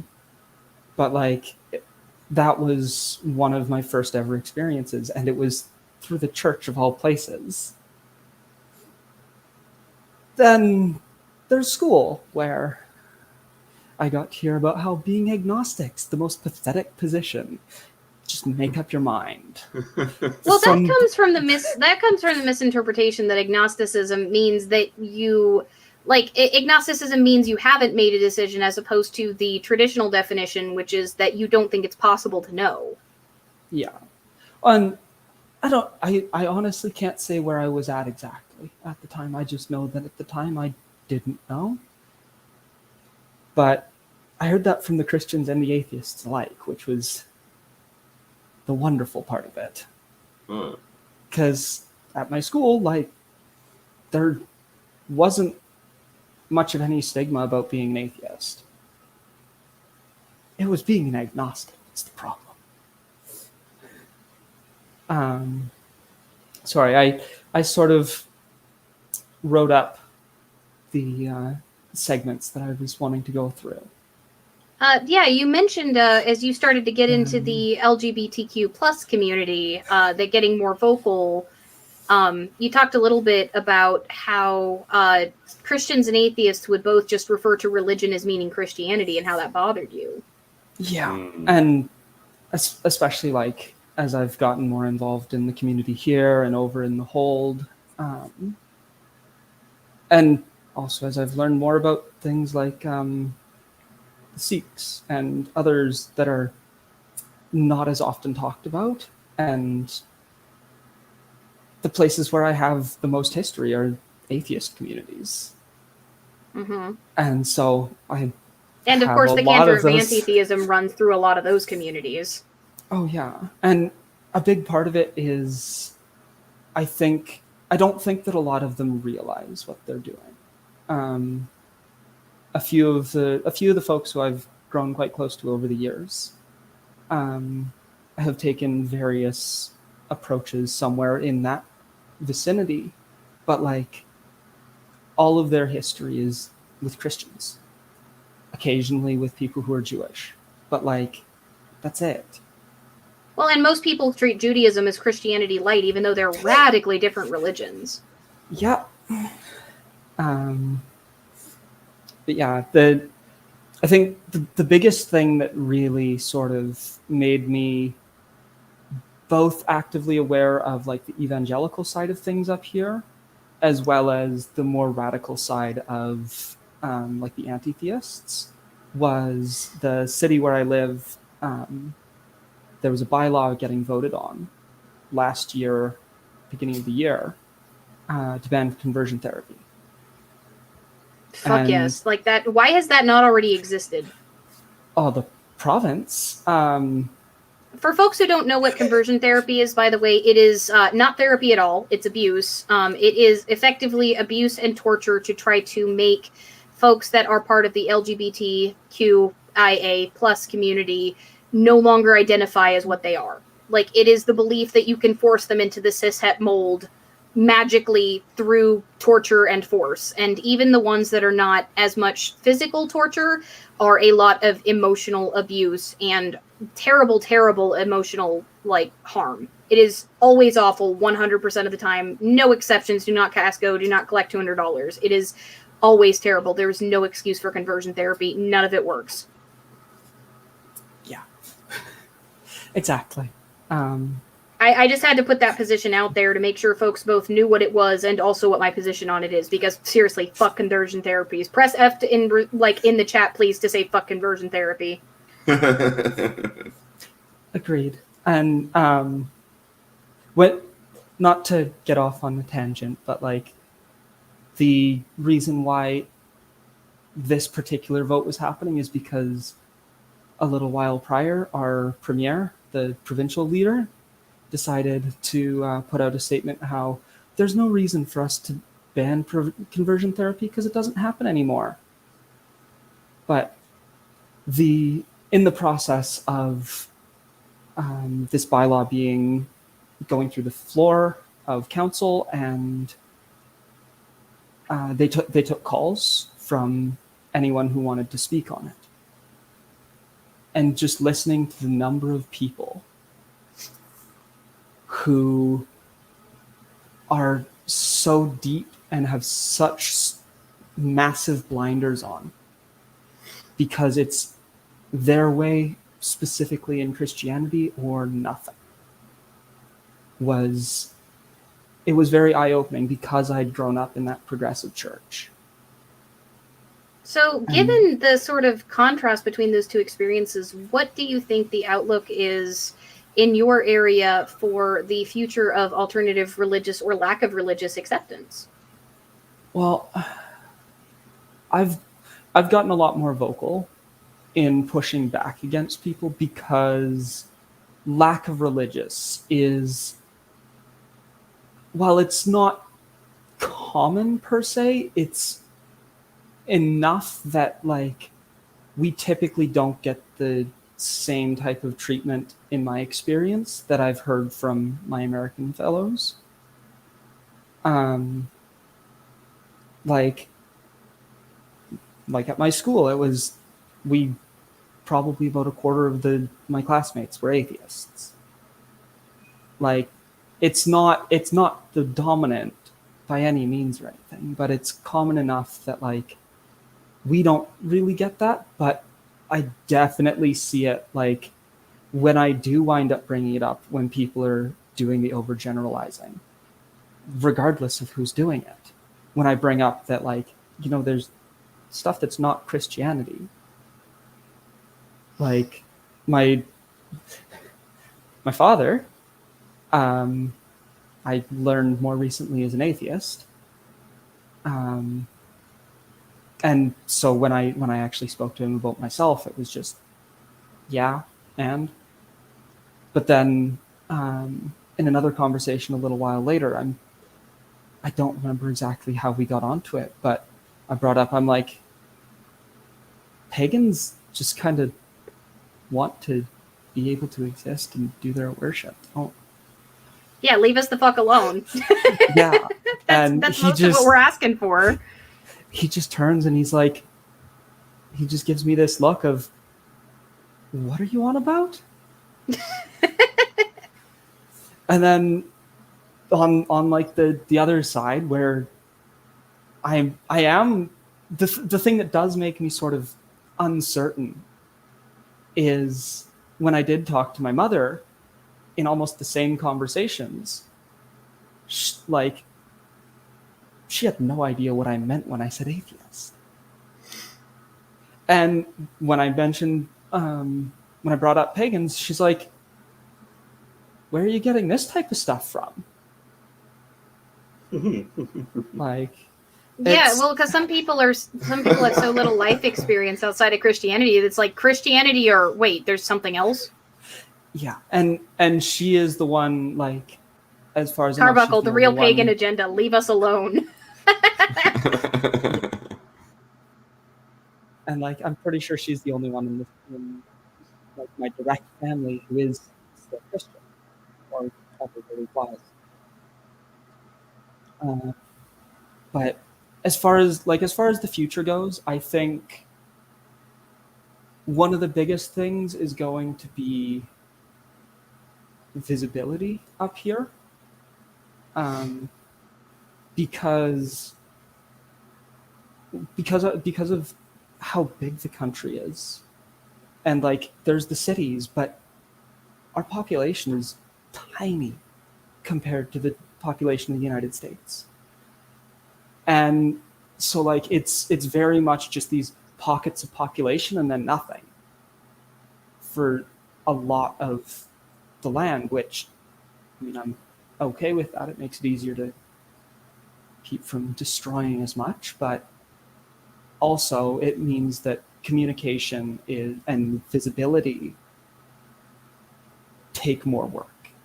And so like, yeah, those of us that are safe to be out in the open, if it's possible to, if you don't have that risk to your job, for those of us that can, I'm very proud to be as open as I am, because it means that there's positive pagan representation for folks who might not ever experience it. That's not a pressure to anybody who's in an unsafe position, but for those of us who can, that kind of outreach work can be very important towards working towards acceptance. And the allyship, the advocacy, as an atheist, like as an agnostic atheist who doesn't face much as a result, I do have the place where I can try to help spread the visibility in the ways that I can. Yeah, allyship is essential. I mean, I personally do believe that it is possible to be allies with individual atheists. I think that pagans and atheists largely have very similar interests a lot of the time, as long as y'all aren't anti-theists and want to see our religions abolished. Like, I think that we often do have very similar goals. Like, we all tend to be more on the progressive side, most of us. And those of us that aren't, we generally have an interest in fighting them too. Mm-hmm. And with me coming on, I mentioned to a few of my friends who are, I think they're in the chat right now. They came to hear me speak. And one of them in particular mentioned, as he was listening leading up, how like so much of what y'all were talking about resonated with him as an atheist, but he's never had the exposure. Yeah, sometimes just that's part of the reason why I started The Bridge, my Discord server, which, quick plug for the Discord server, links in the description if you'd like to join. You'll get put into an area called the Gatehouse while the mod kind of scope you out to make sure that, hey, you're not going to like try to set my community on fire kind of thing. It usually takes at least a few weeks. But like that's part of the reason why originally Jen and I, before the split between us, before we stopped working together, we started that community, was to facilitate ongoing dialogues between different faiths and those who don't believe, to help foster more understanding and learn how to work together better, because we are stronger together. We really are. And it was as much as the Hold is the larger Discord server, it was actually through y'all on the Bridge that I first came into this space, through Cirrus. Mm-hmm. So I am ever grateful that I found my way here. Well, I'm glad to have you. Bayfeld, do you have any closing comments before Kie heads out? There was something that you were talking about, and was actually fairly early on. That was something that is a sort of a passion of mine, is that our religions and paganism are not taken seriously. They are not taken as a threat. In fact, nobody bats an eye to watch something about Greek mythology. You know, they might pitch a fit over Harry Potter, but Greek mythology is somehow not seen as a threat because it's been dead for how long now? And it's just not seen as being even remotely real. In fact, there have been scholars who tried to make the argument, fallacious though it is, that it wasn't even real back then. And so the amount of like tolerance that we can achieve in paganism is a lot of times due to the fact that we're just not seen as important enough to squash. Oh yeah. Like the number of times where I've heard atheists be like, "You don't believe in Thor, do you?" Oh my goodness. Well, yes, actually, Bayfeld does. So do I. I just don't have reciprocity with him. Like, it's like you guys, I've seen an atheist meme that I've gotten after allies for posting where it's like, well, the level of scrutiny that you know, the level of ridiculousness that you think that Zeus is, you should apply to your own god. And I'm like, hey, Zeus is my god. Excuse me. One of them. Well, thank you so much, Kie, for coming on and for sharing your story and for promoting allyship, because it has been one of the hardest fights for me. I've gotten so much shit from anti-theists for fighting for this, but there are also many former anti-theists in this community, Ikeda being one of them. One of the future stories is that they asked to remain anonymous, but was shared by a former anti-theist who also changed their mind because of this community. I genuinely think that most atheists do have interests that align with most pagans, and that we are stronger together, and that there is a possibility for fostering understanding between our communities. Oh, and to be clear, after being introduced to that more radical side, I definitely fell into a bad place in that front. And then over the course of a number of months in the community here and in the Hold and chatting with people and listening, kind of pulled myself back out of it. But that's an entirely different space and story. for another time, I suspect. Yeah, we'll probably have a community stream on things like anti-theism sometime in the future, considering how well this stream is doing and how like important it seems to be. I'm seeing so many people in the live chat saying that they're finding a sense of community like in this and feeling less alone, and that was exactly what I was hoping that the stream would do. Well, thank you for having me on. Thank you so much for coming on, and I look forward to continuing to chat with you in the Discord and the live chat. Absolutely. All right, Akeda Hakubi gave us a $5 super chat. You've done a lot of good for all of us. Thank you so much, Akeda. I try really, really hard. This next story is the person who shared it asked to remain anonymous. If you're a member on the Discord, you can find it, but I'm not going to share it live, who the person is. This is a really heavy story. It involves CPS. It's a little bit longer. Bayefeld and I talked a little bit about it before the stream started. If you guys can't see a link to the Discord server, feel free to refresh the stream. I did make sure that it was in there. I had apparently forgotten to add it, so my bad. I added it in just now, so you guys should still have access to the Discord server link if you refresh the page. Just refresh it and check the description and it'll be there. So, but with that, this story happened in my own state, and I actually have a story to echo it that is not my story. It is a story of a relative of mine through my relationships and some shit that she went through that mirrors this. So the story involves CPS. Again, last warning you're going to get, it's pretty heavy. I wanted to share my story regarding CPS in the state of Washington. In 2008, I was living with 3 bio children. I was also the caretaker of 2 other children. I was living in a poly-pagan household with my husband and our girlfriend. I am bipolar and I became pregnant. I swung into a deep depression. I have since been granted disability status for my condition, dated to August 2008. One of the children I was taking care of had deep-rooted mental health issues from his previous terrible life experiences and called the CPS hotline every week for 4 weeks trying to get assistance. They noted that 3 adults should have been able to handle it very snidely, mind you. I was the only stay-at-home parent with children who are homeschooled. He finally physically harmed one of my children, and after being forced to file an assault charge against a 5-year-old, they agreed to remove the child from my home.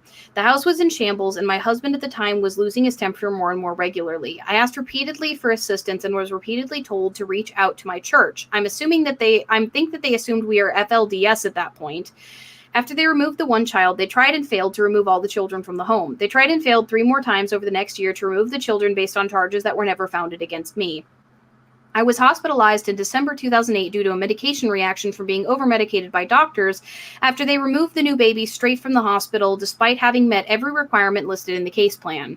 I moved in 2009 and kicked out my husband after his behavior escalated. He was ordered into DV and anger management, which he completed in June 2010. I was instructed by the guardian and the worker that I had to let my husband back home since he completed his anger management and DV counseling if I wanted the case closed, even though we had already initiated a divorce. After another incident with him hitting the kids, the guardian was able to get the kids removed in August 2010. My mental health deteriorated, and they used that as an excuse when questioned about the removal, even though I had been doing relatively well prior to the time the kids were removed.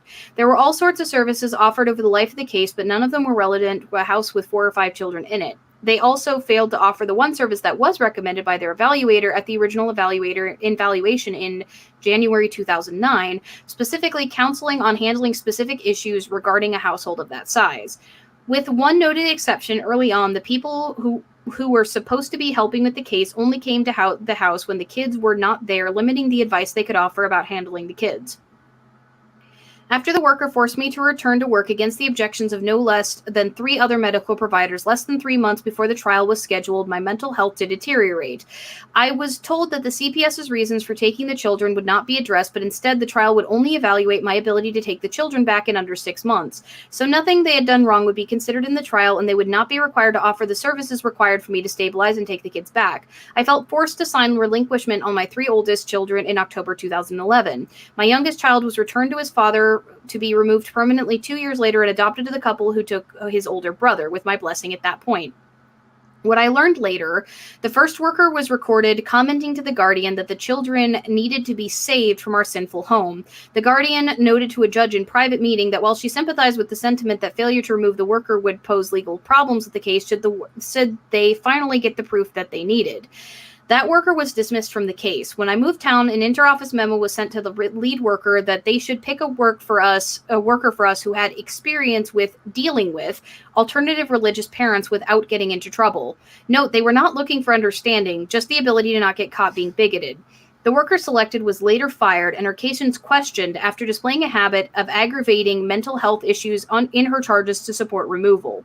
The visit supervisors I were given were always super religious, Seventh-day Adventist and Catholic usually. I didn't learn until later that this was on purpose, as was the placing of all of my children with Catholic families, both in transition and for final placement, a tactic often cited by others to create an even greater parental-child rift. I'm not suggesting there were no problems. There were, but their focus on our religion and romantic style prevented them from helping my family keep together in any meaningful way. The husband had to go no matter what, and also colored their willingness to ever offer the services that might have worked because preserving the family was never the point. I'm not mad at the foster or adopted parents or the child who had the mental health issues, or even the visitation supervisors, but it's clear that the workers and JAL had made a decision from day one that cemented when they learned that we were not, in fact, FLDS, but pagans. So they did not have the cover of just being problematic Christians. I have not pursued additional legal action because I don't feel ripping the children out of stable homes that they have acclimated would serve them in any way, but my story is part of several studies related to this sort of thing that will hopefully make changes. Added note, my initial response to all of this, religiously anyways, was to become an anti-theist. The statement that religion is a net negative to the human experience rung true to me, and since my paganism had always been mostly performative based on a belief that religion was a requisite of the human experience, it was an easy transition. It took literal years to realize what religion had been and what it could be are not the same. And while I am still atheist, I am no longer anti-theist thanks to communities like this one. Places like this have helped me learn that it is not a lack of pervasiveness that keeps alt-religion from acting like the Workers and the Guardian did. It is a willingness for any community to call out their own bad actors. There are those who use your titles to do bad things. I have no problem imagining Volkis doing the same sorts of things to people. Your strength as a community is a willingness to point them out and say, they do not represent us. Keep it up. So, yeah. I actually have seen something very similar to this, which is my sister-in-law. My mother-in-law, the sister-in-law is married to the brother of one of my partners, so that'll give you guys an idea, and his mother is Catholic. She called CPS on my sister-in-law when she found out that my partner and I and my other partner were involved in the lives of my nieces and nephews and were pagan and poly. She made up a bunch of stuff, called CPS, and it resulted in a 3-year-long investigation that turned up nothing. But because it was the second time that my sister-in-law had been called on, the first time being an abusive ex who was trying to get her kids taken away as punishment for the fact that she had left him, because she already had something on her record, CPS continued to investigate for 3 years, haranguing them, and the most that they could find was how dirty her house was, because there were 3 children there, 2 of which had, mental issues, like mental health problems, and one of which was a newborn baby, and she more or less had to take care of them by herself because her husband was constantly working to support all of them. So yeah, let's talk a little bit about CPS, because there are a lot of pagan moms especially, but pagans in general, who are terrified to come out because of how CPS can get weaponized against us. Yeah, it can be. And it doesn't necessarily have to be that you're pagan or atheist or anything else. Somebody in your family might call you just because they don't like you or they don't like something about you, or, who knows? And you're right, those records exist, and they stay in the system. And once you get phone calls made against you in CPS, they stay in that system indefinitely. And there's no way to get rid of them. They're just there. And they make it much more difficult if they're ever checked on. If you, say, are going to try and foster or adopt, yeah, good luck with that once you get some of those phone calls put in, even if they're unsubstantiated. Well, and it's about protecting the children, right? Like, abusers can fly under the radar for long periods of time, which is why it's like that. Yeah, we have the situation for a purpose. It's there because you want to make sure that you're doing absolutely everything to protect these children. And that's the entire reason that CPS exists. It serves a vital function. There are stories that can just curl your toes of the abuse that happens right under our noses in the world around us. But that doesn't necessarily mean that it doesn't get exploited as well. And because it absolutely does. So there are sometimes where it does get exploited, and sometimes it can be. I mean, the same conversation that we've been having is that our families may try and reconvert us or convert us to Christianity because they genuinely feel that we're going to roast in hell if they don't. Well, that goes for our children as well. They may genuinely feel that we would be putting our children in jeopardy of roasting in eternal pools of fire and brimstone if they don't get the children removed. You know, I mean, they genuinely believe these things. It's a toxicity within their own religion that's really at root problem of this. It's the idea of eternal damnation. But well, and it's clear in this case that there were problems in the home, but I mean, I can't help but wonder, same as the person who submitted this, if there might have been a different attitude if this family were Christian, if they were a nuclear family. And it's definitely, a valid question. Absolutely. Like, I was abused severely, but CPS wouldn't even look at the case because my parents were white Christians, or at least that's what they thought they were. My mom obviously wasn't white, but we pass. Yeah. So we have a semi-neutral story that comes from one of my moderators, a Hex Wanderer, who actually is not originally from the U.S. They are from Brazil. She, her pronouns. So she is from Brazil. Firstly, I live in the south of Brazil, not the USA. It might be relevant to mention due to the differences in culture. My family is Catholic, and although they can be very orthodox in some aspects, they aren't some of the worst, I would say. Recently, a few of my family members have been talking about accepting people from other religions and all that, so I decided to try and break the ice so I could come out of the broom closet. At one point, I had the opportunity to explain to my mother about religious consent. I had some very negative experiences with the Christian God, and if I could teach her about that, it would be a large step towards tolerance of my own belief. Sadly, our arguments ended up lasting for 3 months, and they were heated for most of it. In the end, she responded with, "Interesting, your point of view." I still don't know if she's following religious consent with me or not. Considering she keeps storing random objects in my altar, even though I repeatedly asked her not to, I fear the latter. It's frustrating, because it seems like my family wants to get tolerance points without putting in the actual effort. I feel like, even though I won't be persecuted for my beliefs or anything, that if I come out of the broom closet, they will constantly preach to me. Yeah, passive aggression is still a form of emotional abuse. Yeah, absolutely. And the if there's things, if you've designated this as sort of a ritual spot and people are messing with it, yeah, that's absolutely something that is a boundary that shouldn't be crossed. Absolutely. But as we talked about before, Christians often see hellfire as a threat, as justifying any sort of breaking of consent. There is no consent. There is only punishment. I mean, hey, look at, we were talking about conversion therapy. Look at look at the torture that they put people through because of their belief in a torture later. Let's torture them now to try and save them from eternal torture. Yeah, that totally makes sense. That follows. So another person, a seeker in my Discord, who goes by any pronoun, so I'm just going to use they, them for convenience. Galeen submitted this one, and this is really interesting because this is talking about being outed at school. They're kind of becoming a practicing pagan, the way that they talk about it in their story, but they were an agnostic atheist when these events happened. I haven't been a practicing pagan for very long, so most of my experiences come when I was an atheist and questioning my beliefs. I got outed at school twice. Once was when I was in middle school, somewhere between 6th and 8th grade. That somehow didn't spread beyond a few kids in my class, but those kids were a bit weird to me for a while after. The second time was my junior years of high school. Our history teacher was showing a clip from Bill O'Reilly's show where he was talking over a prominent atheist. His last name was Silverman. Press F to pay respects for Silver Dick. Fuck that guy. Most of my class was very obviously sided with O'Reilly.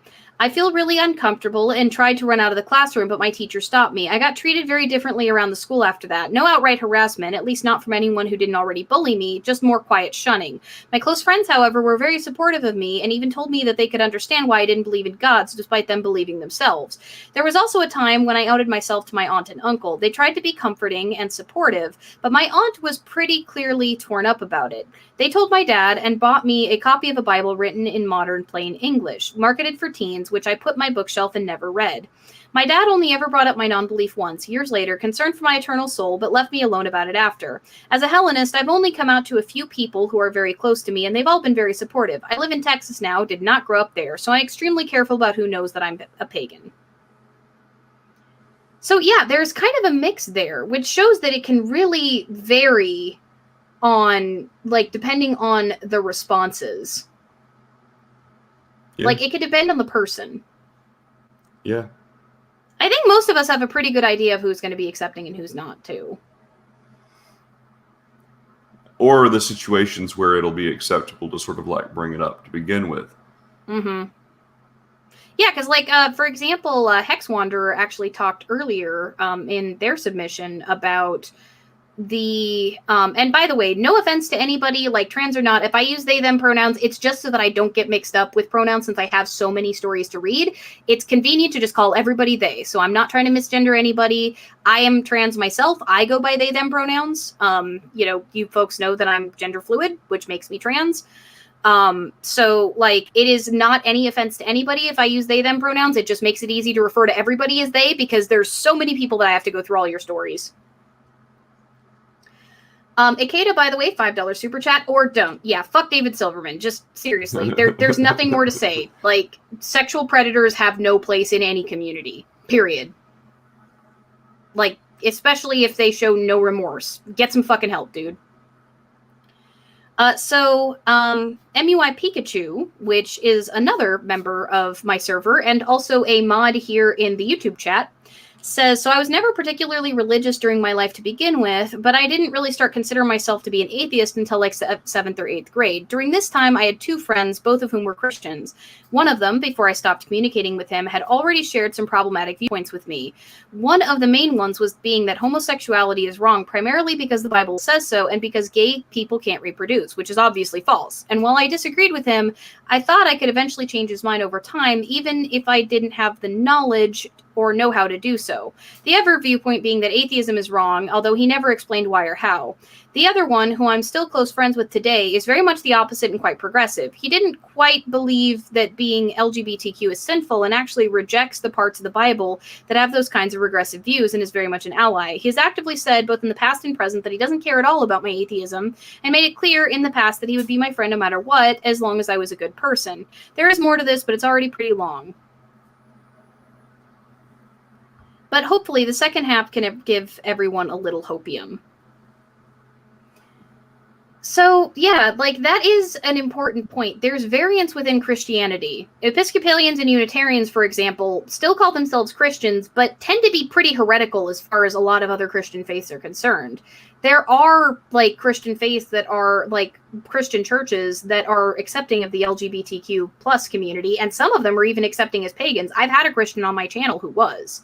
So it's important when you're criticizing Christianity to specify that you're going after evangelical Christianity or fundamentalist Christianity rather than the entirety of the faith, because there are some sects that are not like that. It's true. They are not all co-religious. Nope, they're not all co-religious with each other. In fact, a lot of Christian churches don't even get along with each other. Very much so. So I have another one from a heathen polytheist, David Lester, who says, I'd like this to be read. I live in Texas. I'll let you figure out what their religious expectations are down here. My condolences. When I came out as a pagan, it was in a college club that I was a member of. It was primarily focused on being able to exchange views on any topic in a safe and calm environment. We were talking about religion and what we like about it and what we wish we would change. I mentioned I was a pagan, and some wide-eyed faces whipped around real quick. In an environment where everyone was saying, well, I'm a Christian, like that's some taboo around here, or we're saying, well, they weren't sure what they believe, I'm not surprised people were surprised. Nobody really gave me shit about it, but I've never felt so many eyes on me at once. Yeah, we've all felt that way. Chat, press H if you've ever felt that way. If you've ever come out and had that experience, pagan or atheist. I'd say that they were overall accepting of it, and some actually asked questions to learn. It did, however, definitely weird one girl out. She kind of clutched her cross necklace a little tighter, and she never came back to a meeting. That's as far as it went, though.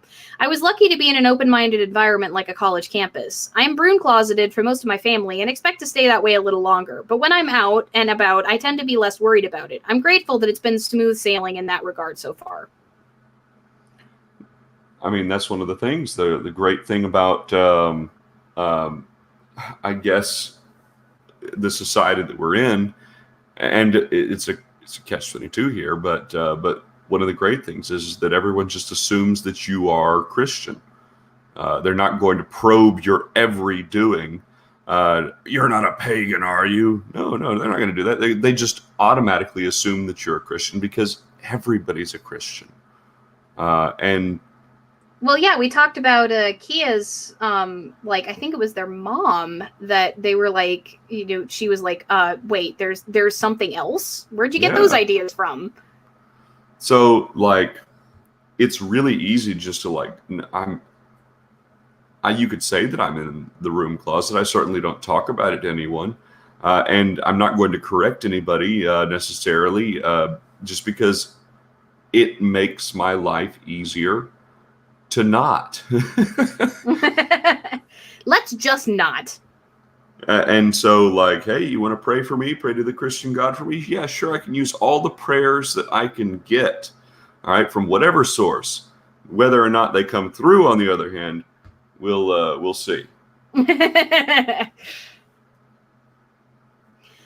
So I've got one of them from Kaspari on my server. To add, mine's kind of short because I didn't fall for the bait, but it's a little wiggly. To add context to this, my job at the time was security, and I'd be posted out with coworkers on my shifts. Coworkers smelled pagan on me, and one started asking about it, but I asserted I didn't want to discuss religion, and it kind of blew over. There was a sort of a baiting, though, and people were nervous of me. Religion came up barely tangentially once, and the guy I was talking to strongly asserted his belief only in the God of Abraham, and was never posted with me again afterward. Certain people stopped getting posted with me over time, which indicates that they might have asked specifically not to be, even though I never discussed my beliefs. Just off the sort of whispered knowledge I wasn't Christian. In my day-to-day life, even still, I'm nervous enough of repercussions like lost opportunity and being publicly embarrassed for my beliefs that if I bring up that I'm a different religion for some reason, I will not give details. My takeaway, I guess, is to know your rights. You're not obligated to answer these questions. I didn't, and it probably would have gotten weird if I hadn't known. Oh, yeah. Yeah, I mean, generally speaking, we have to sort of understand that when we're looking at these monotheistic faiths, they're not going to understand polytheism. Not at all. And we are coming from such completely different everything that there's no way to fit another god into those systems. There's no room for any more gods. There is only one. And so when we look at it from a polytheistic perspective, why would it matter? There's lots of gods. Why not add another? Oh, and there's some more. Come on in. There's tons of gods. But for them, there is only room for one. There is no room for other. The others are either delusions or demons or fake or your whatever. And so in a lot of cases, there's not going to be any wiggle room for us. And in those situations, silence is about as good as we can do. Yeah. Quick shill break, by the way. We are getting close to the 2-hour mark. I've got 3 more stories to read, so we are almost done for the night. There are 74 likes on my screen. There's 91 of y'all watching. If the 17 or so of you guys that haven't gotten around to it could pop down there and hit the like button for me, I would really, really appreciate it. For those of you that are still going to be around toward the end of the stream, I would also really appreciate if you could pop down into the comments. In addition to the live chat, let me know what you guys got out of the stream. It would be absolutely amazing, and it helps me a ton with engagement because YouTube doesn't really care that much about the live chat. It's all about the comments and the likes. So if you guys have been enjoying this, please help me out with the channel a little bit. It really does make a difference in the algorithm for streams like this, and I want this to reach as many people as possible because I think it can be really helpful, even if YouTube does take away the demonetization, because of the fact that, you know, let's face it, we're talking about some heavy stuff. Oh, we're probably going to lose it. Yeah, we were talking about CPS. Like, that's some heavy shit. So, yeah. And also, I don't know how to not swear. And my channel is not family friendly. Hail Hair, I think that's how you pronounce that, shared a while ago, I decided to become a bit more open about becoming a pagan, as I felt more secure in my beliefs. I did decide to keep it in places where I can still keep things private, like Discord servers and other places where my presence can't be linked back to IRL me. Most people were very accepting to all this, and I even made a new friend I did not know was pagan before. However, there's also a fairly misinformed guy hanging around on that server that, after I shared a pagan-themed meme, decided to complain about the political nature of paganism that existed from his perspective. It seemed very harmless at first, somebody who was misinformed, and I decided to explain how things actually work. I had to do that in DMs, as the server where this had started banned political discussions for good reason, and that's where I went. Sadly, the guy in question seemed more comfortable sharing his thoughts in this more private space, where he called me an esoteric right-winger in the public server. He called me a Hitlerist in DMs. Oof. Let's get a big oof from the chat, guys. The only thing I said about my political beliefs was that I was the opposite of the right wing. However, this guy merely saw the word heathen and called me a Nazi for it. This is why all of us fight folkism so hard, because the people that scream the loudest are going to be credited as representation for the rest of us. And the vast majority of heathens are not folkists, at least not the ones I've met. Right. I quickly ended the discussion after that, when I realized I could not sway his thoughts as he was too deep in stereotypes. This is also one of the things that made me want to fight these stereotypes in case I ever became fully open about my paganism.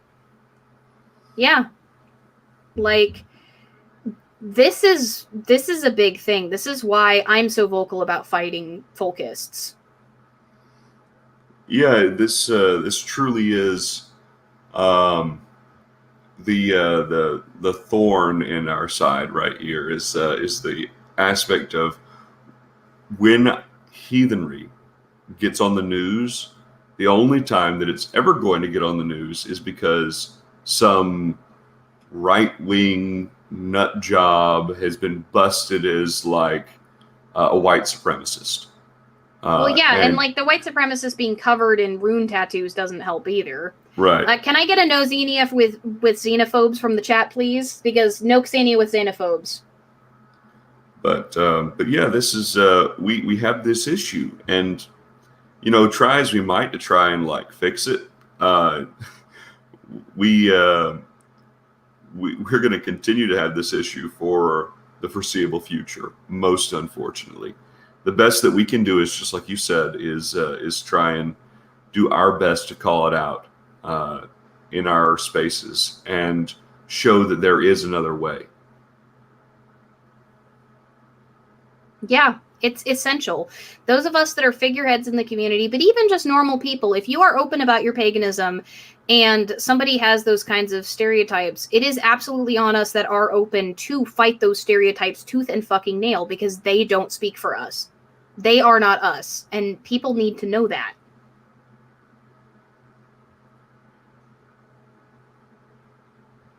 %. Absolutely. No xenia with xenophobes, no frith with fascists. Fuck folkism. And if YouTube demonetizes me for saying that, you know what? Fuck folkism. It does not belong in my religion or any other. Genes have nothing to do with the gods. Or as I like to say, folkists can folk right off. Yeah, when I saw that in your script the first time, I cracked the fuck up. You heard me laughing, I'm sure, because I sent you that message. I was like, that's hilarious. All right, so from Quinn on the Discord server. A few years ago, I decided to become open about my atheism, and this was quite the mistake. Keep in mind, Quinn has the Pagan designation, the Polytheist and Hellenist designation as well in the server now, so this is a former atheist. This was quite the mistake. I had gotten berated and verbally abused. For my 7th grader brain, this was very intense and became too much to handle. Had a mental breakdown after it and damn near broke me. I still get, quote, jokingly, unquote, berated for it to this day. At this time, I also came out as bi, and this was also a mistake with its own beratement. After those experiences, it's made me extremely paranoid about my parents finding out about my practice, even though I go to extreme lengths to hide it. Yeah, like that kind of harassment is so common. There are so many stories here talking about harassment from peers, from parents, from family, from a lot of people, you know, even from anti-theists.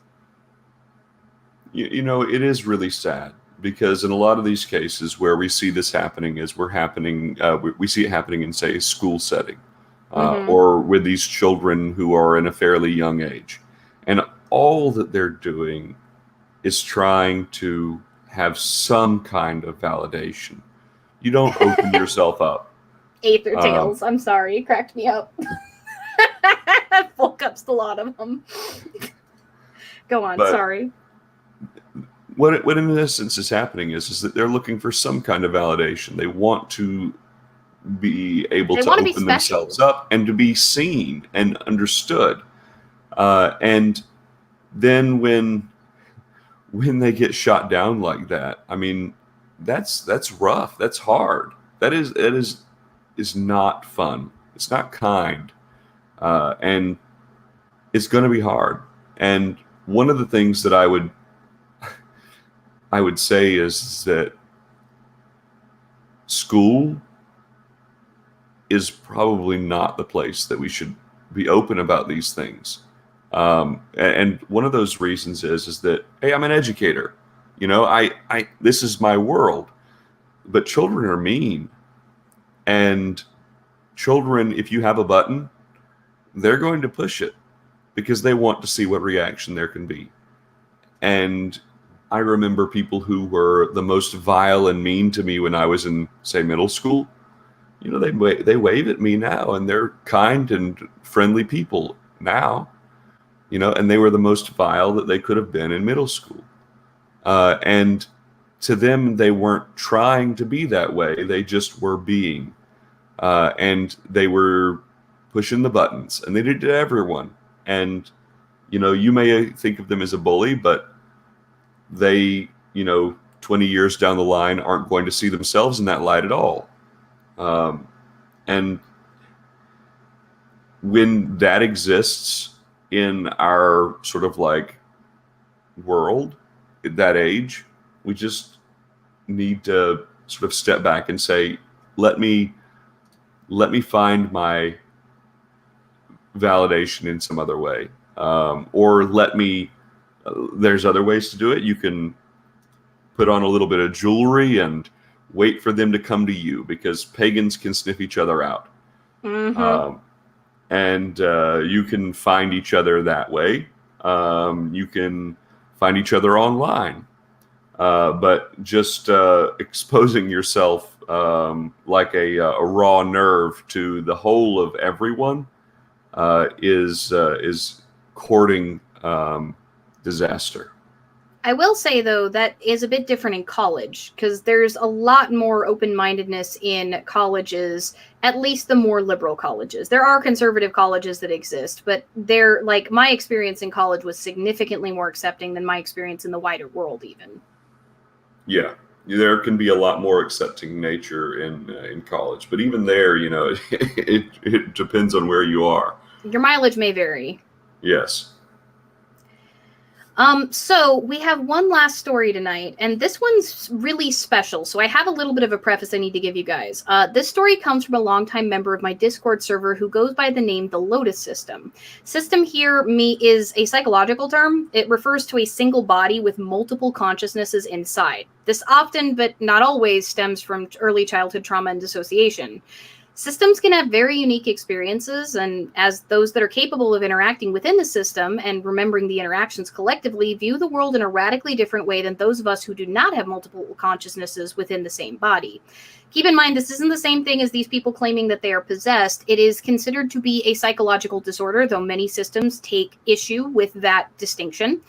It is a different way of functioning and existing within the world.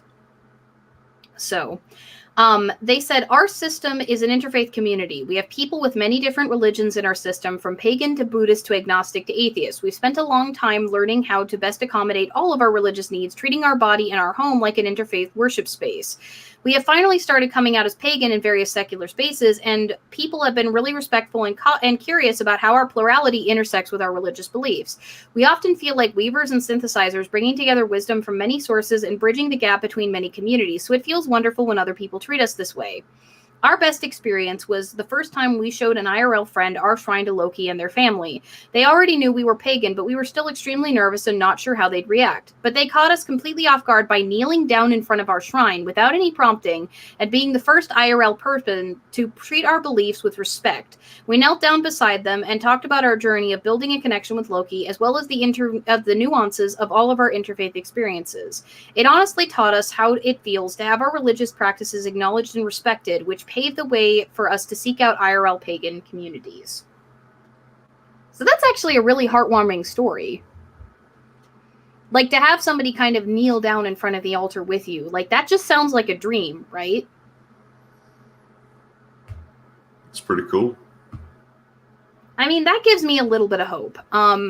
With all of the stories having been shared, Beafeld, where are you on sort of the outlook for the future of, like, alt-religious acceptance? That I'm including atheism and agnosticism within alt-religion because they should have the same protections as actual religions. Non-belief needs that sort of protection here in the US in order to be respected legally.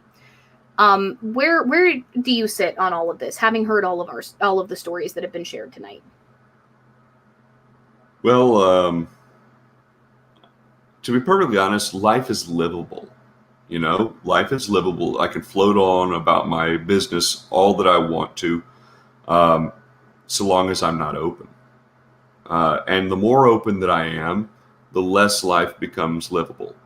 And, you know, that's not exactly the greatest way to be. It could be better, but it also could be way worse.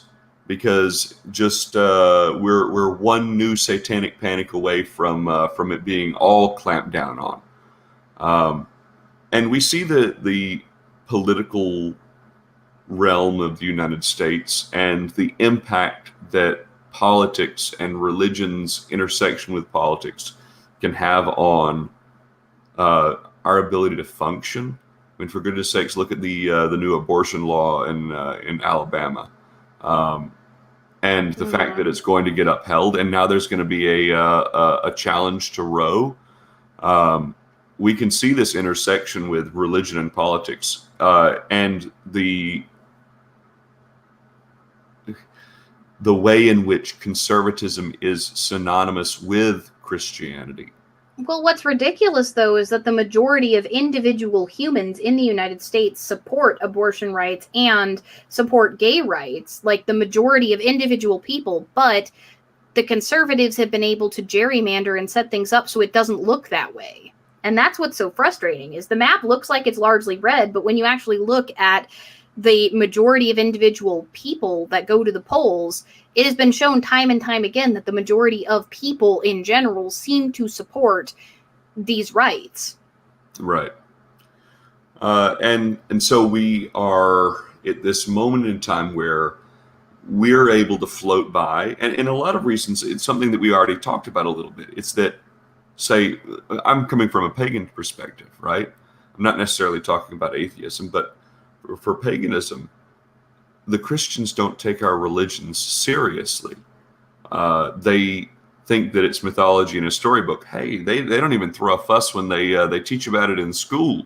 You know, they teach about Norse mythology and Greek mythology in public education systems. It's on the standards. You know, they don't throw a fuss about it because it's not on their radar as being an even remote possibility. Well, they think they already beat us. Like, Yeah. they think that the genocide succeeded. We might as well not exist because we're such a blip on the. We're not even a blip on the radar. You know, we might as well not exist in their world. And well, for them- until we do. Like, Yeah, do you until remember we- that story that you told me about the occult shop down the road from you? Oh yeah, we didn't even talk about that. But yeah, they're until you do, and it's when you do that you become the threat. You become the. You can be persecuted. And so the occult shop that was one town over, we had an occult shop in this town next door, and they had to close down. And it wasn't for lack of business. It was because they kept getting bricks thrown through their window. And the police wouldn't do anything because not a hate crime in our state. We're not a protected group.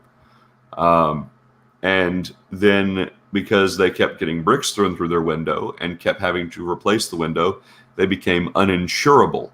And at the point at which they became uninsurable and their premiums were too high because of these hate crimes that were going, you know, completely unchecked, it made them have to close down. And so there will be instances of that when you pop up. And it's a distinct possibility that exists in our world. And so am I hopeful for the future? Yeah, sure.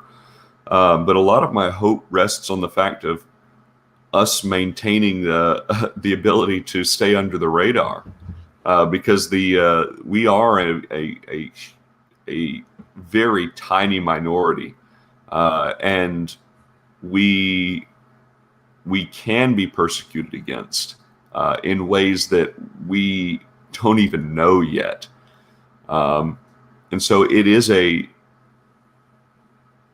a sad thing to say, but my hope rests on the status quo of being able to maintain some level of broom closet.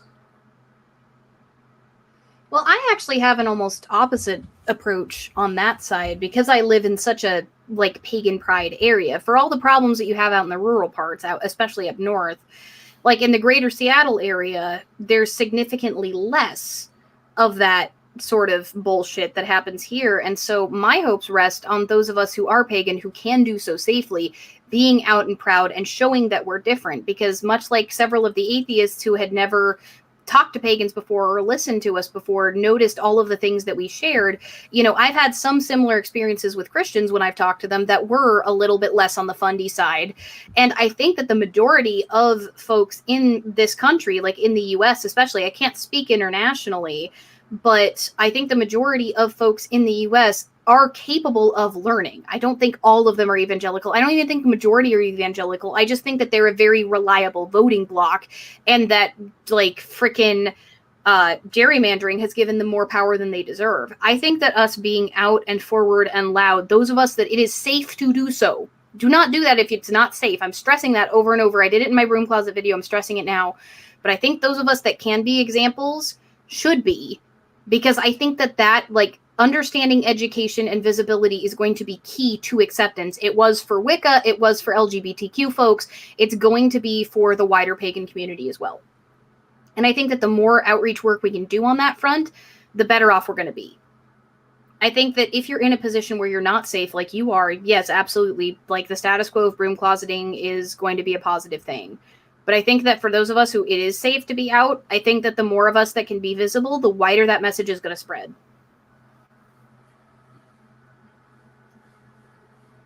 What do you think? I think that if you're in a place where you're going to be able to have that acceptance, absolutely. You know, there is no reason that you should have to be closeted if you can be open. If your family will accept you, absolutely. Yeah, go for it. There's no reason that you have to hide from an accepting family. If your community will accept you, yeah, absolutely. If your job will accept you, sure, why not? There's no reason that you should have to hide if they're going to be accepting. But that's a hard if right there. And sometimes we We give these people too much leeway.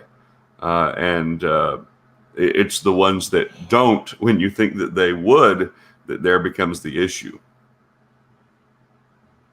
Yeah, absolutely. We have to be careful about it. But for those of us that can be safe, I think that it is going to be those of us that keep speaking out and that keep fighting for these things that are going to help change it so that it's less socially acceptable to be that bigoted, which I think is the ultimate goal. That's what happened with LGBTQ folks, where homophobic people in a lot of spaces just do not anymore have the leverage socially that they used to. Yeah, there are pockets of the country where they do, but for the majority of people, like, again, the majority of the US, gay rights are a thing, trans rights are a thing. Like, it's getting to the point where the majority of people support trans rights as well. You know, the way that groups like that fought and became visible and got that acceptance was by being visible, was by fighting for that, was by showing that, hey, we're not a threat to your kids. Hey, we're not a threat to each other. We're not a threat to you. You know, this is who we are. And I think it's going to be the same for us. I think it has to be. I think that there are so many lies and so much misinformation that's been spread over centuries that, like, it is our duty to set things up for kids that maybe aren't even ours in the future to have an easier time, to the point where we don't have to broom closet anymore, because nobody should have to. We should be able to have our groups openly just the same as everyone else. I agree. Like, I don't think you should have to try to register for a heathen bloat if you want to have one. I don't think you should try to have to register as like a picnic or a party or something, you know? I don't think you should have to worry about getting rejected for an Airbnb just because of the nature of your gathering.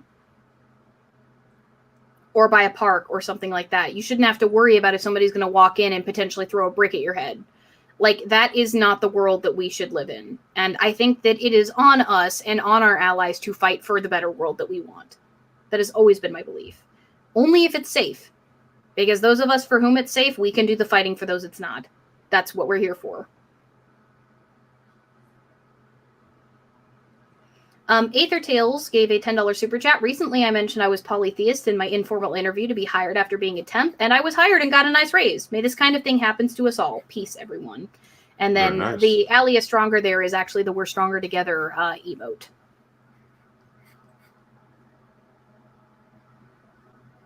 So Aether Tales says that we're both right, and I think we are. I think that we're talking about two different circumstances. Would you agree on that? Oh, absolutely, yes. I'm in a position where I can be a loud and proud asshole, so I fucking am. There ain't anything anyone can do to stop me, you know? And I'm in a position where I can't be. And so I just sort of I keep myself buttoned up.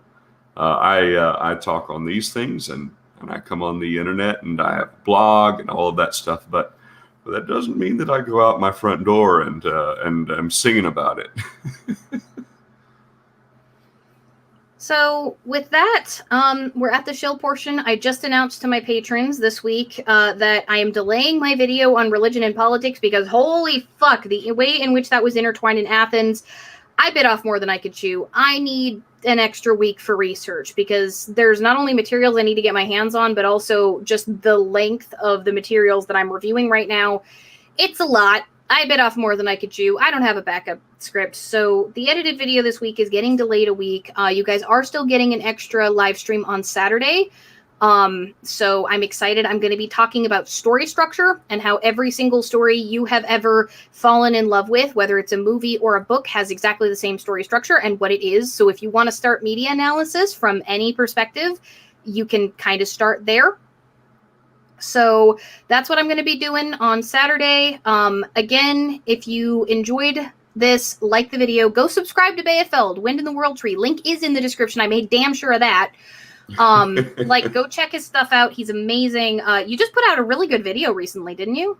My co-religiosity video. The one that I referenced in the stream. Mm-hmm. Yeah, that one. And I have one recorded. I have not yet put it out.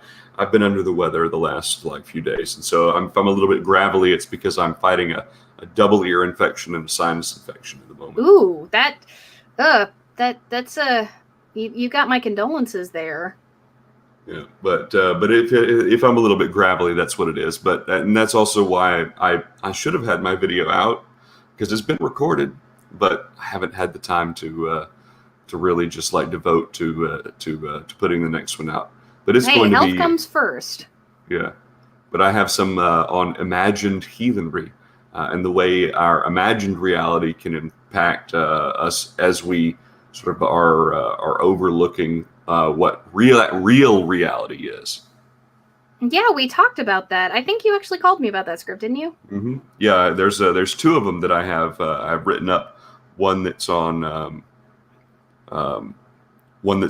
climate, which is the next one, and then one that is on music. Yes. Yeah, that's the one we talked about. That was a fun Mhm. conversation. That went off in all kinds of different directions because, of course, it did. All hail ADHD. Absolutely. So thank you all. There's still 76 of you. Holy shit. We maxed out at around 95. Thank you guys so much for sticking through this stream. Like, this was a very rough one. We had so many mods on high alert. Y'all were all on your best behavior. Thank you so much for joining us and for sticking all the way to the end. For those of you that are still here, I'm about to close out the stream in a moment. Please drop down into the comments. Let me know what you got out of the stream. That way there can be some amazing discussions. It can help out in the algorithm and more people can hear this, because even if this gets demonetized, especially if this gets demonetized, the YouTube algorithm might not promote it very much. But I think that this is a stream that at the very least, the shared sort of feeling of closeness that we had, pagans and atheists alike from all different faiths, I think that that's essential. I think that so many of us feel so alone and so invalidated in our experiences, but we're not. And I hope that those of you that stuck through tonight, that you guys felt that too, because I certainly did. There were so many of my own experiences that I heard tonight. Oh, absolutely. So thank you guys so much. Thank you to everybody who shared your stories, those that were in the live chat and those that weren't. Thank you to the three of you that came on live. Thank you, Bayefeld, so much for coming on and for helping me host this, because I would not have been able to do this by myself. There's so much to this. Well, thank you for inviting me. I enjoy coming on, and this is an important topic. And as I say at the end of every single one of my live streams and my videos, what I mean from the bottom of my heart and what the purpose of this stream was, we are stronger together. Have a great night, everybody. Good night.